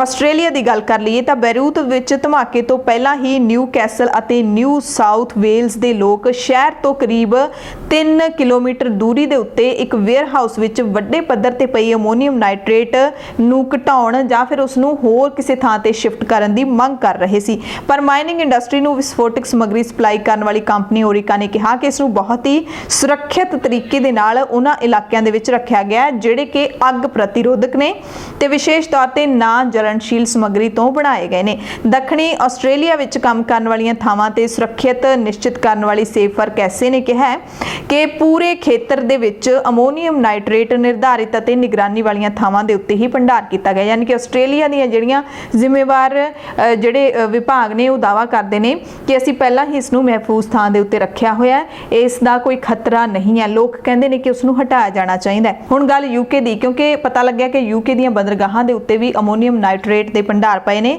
ਲਿੰਕਨਸ਼ਾਇਰ, ਐਮਿਨਗਨ ਅਤੇ ਹੰਬਰ ਖੇਤਰ ਦੇ ਵਿੱਚ ਕਈ ਬੰਦਰਗਾਹਾਂ ਨੇ ਜਿੱਥੇ ਅਮੋਨੀਅਮ ਨਾਈਟ੍ਰੇਟ ਨੂੰ ਭੰਡਾਰ ਕੀਤਾ ਗਿਆ। ਉਸ ਦੀ ਜਾਂਚ ਵੀ ਹੁਣ ਸਰਕਾਰ ਦੇ ਹੁਕਮਾਂ ਤੇ ਸ਼ੁਰੂ ਕਰ ਦਿੱਤੀ ਹੈ। ਐਸੋਸੀਏਟਡ ਬ੍ਰਿਟਿਸ਼ ਪੋਰਟਸ ਜੋ ਕਿ ਇਹਨਾਂ ਥਾਵਾਂ ਦੇ ਲਈ ਚਲਾਉਂਦੀ ਹੈ, ਇਹਨਾਂ ਥਾਵਾਂ ਨੂੰ ਚਲਾਉਂਦੀ ਹੈ, ਉਸਨੇ ਕਿਹਾ ਕਿ ਯੂਕੇ ਦੀਆਂ ਬੰਦਰਗਾਹਾਂ ਨੂੰ ਸਖਤ ਨਿਯਮਾਂ ਦੀ ਪਾਲਣਾ ਕਰਦਿਆਂ ਅਜਿਹੇ ਪਦਾਰਥਾਂ ਨੂੰ ਸੁਰੱਖਿਅਤ ਤਰੀਕੇ ਨਾਲ ਭੰਡਾਰ ਕਰਨਾ ਅਤੇ ਸੰਭਾਲਣਾ ਹੋਵੇਗਾ। ਪੰਜਾਬ, ਭਾਰਤ ਅਤੇ ਦੁਨੀਆ ਭਰ ਦੇ ਪ੍ਰਾਈਮ ਟਾਈਮ ਦੇ ਵਿੱਚ ਤੁਹਾਡੇ ਸਭ ਤੋਂ ਇਜਾਜ਼ਤ ਚਾਹੁੰਦੇ ਹਾਂ। ਤੁਸੀਂ ਸਾਰੇ ਆਪਣਾ ਧਿਆਨ ਰੱਖਿਓ, ਲੋੜਵੰਦਾਂ ਦੀ ਮਦਦ ਜ਼ਰੂਰ ਕਰਦੇ ਰਹੋ, ਸਾਵਧਾਨੀਆਂ ਦੀ ਪਾਲਣਾ ਜ਼ਰੂਰ ਕਰਦੇ ਰਹੋ। ਪੰਜਾਬ ਹੀ ਨਹੀਂ ਭਾਰਤ ਦੇ ਵਿੱਚ ਵੀ ਕਰੋਨਾ ਵਾਇਰਸ ਦੇ ਕੇਸ ਲਗਾਤਾਰ ਵੱਧ ਰਹੇ ਨੇ। ਹਾਲਾਂਕਿ ਲੋਕਾਂ ਨੂੰ ਪੂਰਾ ਵਿਸ਼ਵਾਸ ਨਹੀਂ ਹੈ ਕਿ ਕਰੋਨਾ ਵਾਇਰਸ ਦੀ ਜਿਹੜੀ ਬਿਮਾਰੀ ਹੈ, ਜਿਹੜੇ ਇੰਨੇ ਕੇਸ ਆ ਰਹੇ ਨੇ ਉਹਨਾਂ ਦੀ ਸੱਚਾਈ ਕੀ ਹੈ, ਲੋਕ ਜਿਹੜੇ ਮਰ ਰਹੇ ਨੇ ਕਿਹੜੀ ਬਿਮਾਰੀ ਦੇ ਨਾਲ ਮਰ ਰਹੇ ਨੇ। ਸਭ ਕਾਸੇ ਦੇ ਵਿੱਚ ਥੋੜਾ ਤੋਂ ਥੋੜਾ ਬਹੁਤ ਭੰਬਲ ਭੂਸਾ ਹੈ। ਬਹੁਤ ਥਾਈਂ ਜਿਹੜੇ ਡਾਕਟਰ ਨੇ ਉਹ ਵੀ ਕਈ ਤਰ੍ਹਾਂ ਦੇ ਬਿਆਨ ਦਿੰਦੇ ਨੇ, ਅਲੱਗ-ਅਲੱਗ ਮੁਲਕਾਂ ਤੋਂ ਇਹੋ ਜਿਹੀਆਂ ਖਬਰਾਂ ਸਾਹਮਣੇ ਆਉਂਦੀਆਂ ਰਹਿੰਦੀਆਂ ਨੇ। ਸੋ ਕਨਫਿਊਜ਼ ਸਾਰੇ ਥੋੜੇ ਹੈਗੇ ਨੇ, ਪਰ ਜਿਹੜਾ ਸੱਚਾਈ ਇਹ ਵੀ ਹੈ ਕਿ 7.5 ਲੱਖ ਤੋਂ ਵੱਧ ਲੋਕ ਹੁਣ ਪੂਰੀ ਦੁਨੀਆ ਦੇ ਵਿੱਚ ਇਸ ਮਹਾਮਾਰੀ ਦੇ ਕਾਰਨ ਮਰ ਚੁੱਕੇ ਨੇ। ਸੋ ਸਾਵਧਾਨੀਆਂ ਦੀ ਪਾਲਣਾ ਜ਼ਰੂਰ ਕਰਦੇ ਰਹੋ, ਪਰ ਆਪਣੇ ਕੰਮਕਾਰ ਬਿਲਕੁਲ ਨਾ ਛੱਡੋ। ਸਹਿਮ ਆਪਣੇ ਮਨ ਦੇ ਵਿੱਚੋਂ ਕੱਢ ਦਿਓ, ਆਪਣੇ ਮਨਾਂ ਦੇ ਵਿੱਚ ਕਰੋਨਾ ਵਾਇਰਸ ਨਾ ਵਾੜਿਓ। ਲੋੜਵੰਦਾਂ ਦੀ ਮਦਦ ਜ਼ਰੂਰ ਕਰਦੇ ਰਹੋ। ਆਪਣਾ ਜਿਹੜਾ क्योंकि कोई भी वायरस है वो नक दे राही ਜਾਂ ਮੂੰਹ ਦੇ ਰਾਹੀਂ ਆਪਣੇ ਸਰੀਰ ਦੇ ਵਿੱਚ ਦਾਖਲ ਹੁੰਦਾ ਹੈ। ਸੋ ਮੂੰਹ ਦੇ ਉੱਤੇ ਵਾਰੀ-ਵਾਰੀ ਹੱਥ ਨਹੀਂ ਲਾਉਣਾ। ਕਿਸੇ ਵੀ ਬਿਮਾਰੀ ਨੂੰ ਆਪਾਂ ਦੇਖ ਲਈਏ, ਜੇ ਜ਼ੁਕਾਮ ਵੀ ਆਪਾਂ ਨੂੰ ਹੋਣਾ ਤਾਂ ਉਹ ਵੀ ਆਪਣੇ ਨੱਕ ਜਾਂ ਮੂੰਹ ਦੇ ਰਾਹੀਂ ਹੁੰਦਾ ਹੈ, ਜਦੋਂ ਅੰਦਰ ਜਾਂਦਾ ਹੈ ਉਹ ਵਾਇਰਸ ਜ਼ੁਕਾਮ ਵਾਲਾ। ਇਸ ਕਰਕੇ ਮੂੰਹ ਨੂੰ ਢੱਕਣਾ ਜ਼ਰੂਰੀ ਹੋ ਜਾਂਦਾ ਹੈ। ਇਹ ਹਰ ਕਿਸੇ ਬਿਮਾਰੀ ਤੋਂ ਬਚਾ ਹੁੰਦਾ ਹੈ ਤੇ ਬਾਕੀ ਸਾਫ਼ ਸਫਾਈ ਰੱਖਣੀ ਬਹੁਤ ਜ਼ਰੂਰੀ ਹੁੰਦੀ ਹੈ। ਧੰਨਵਾਦ।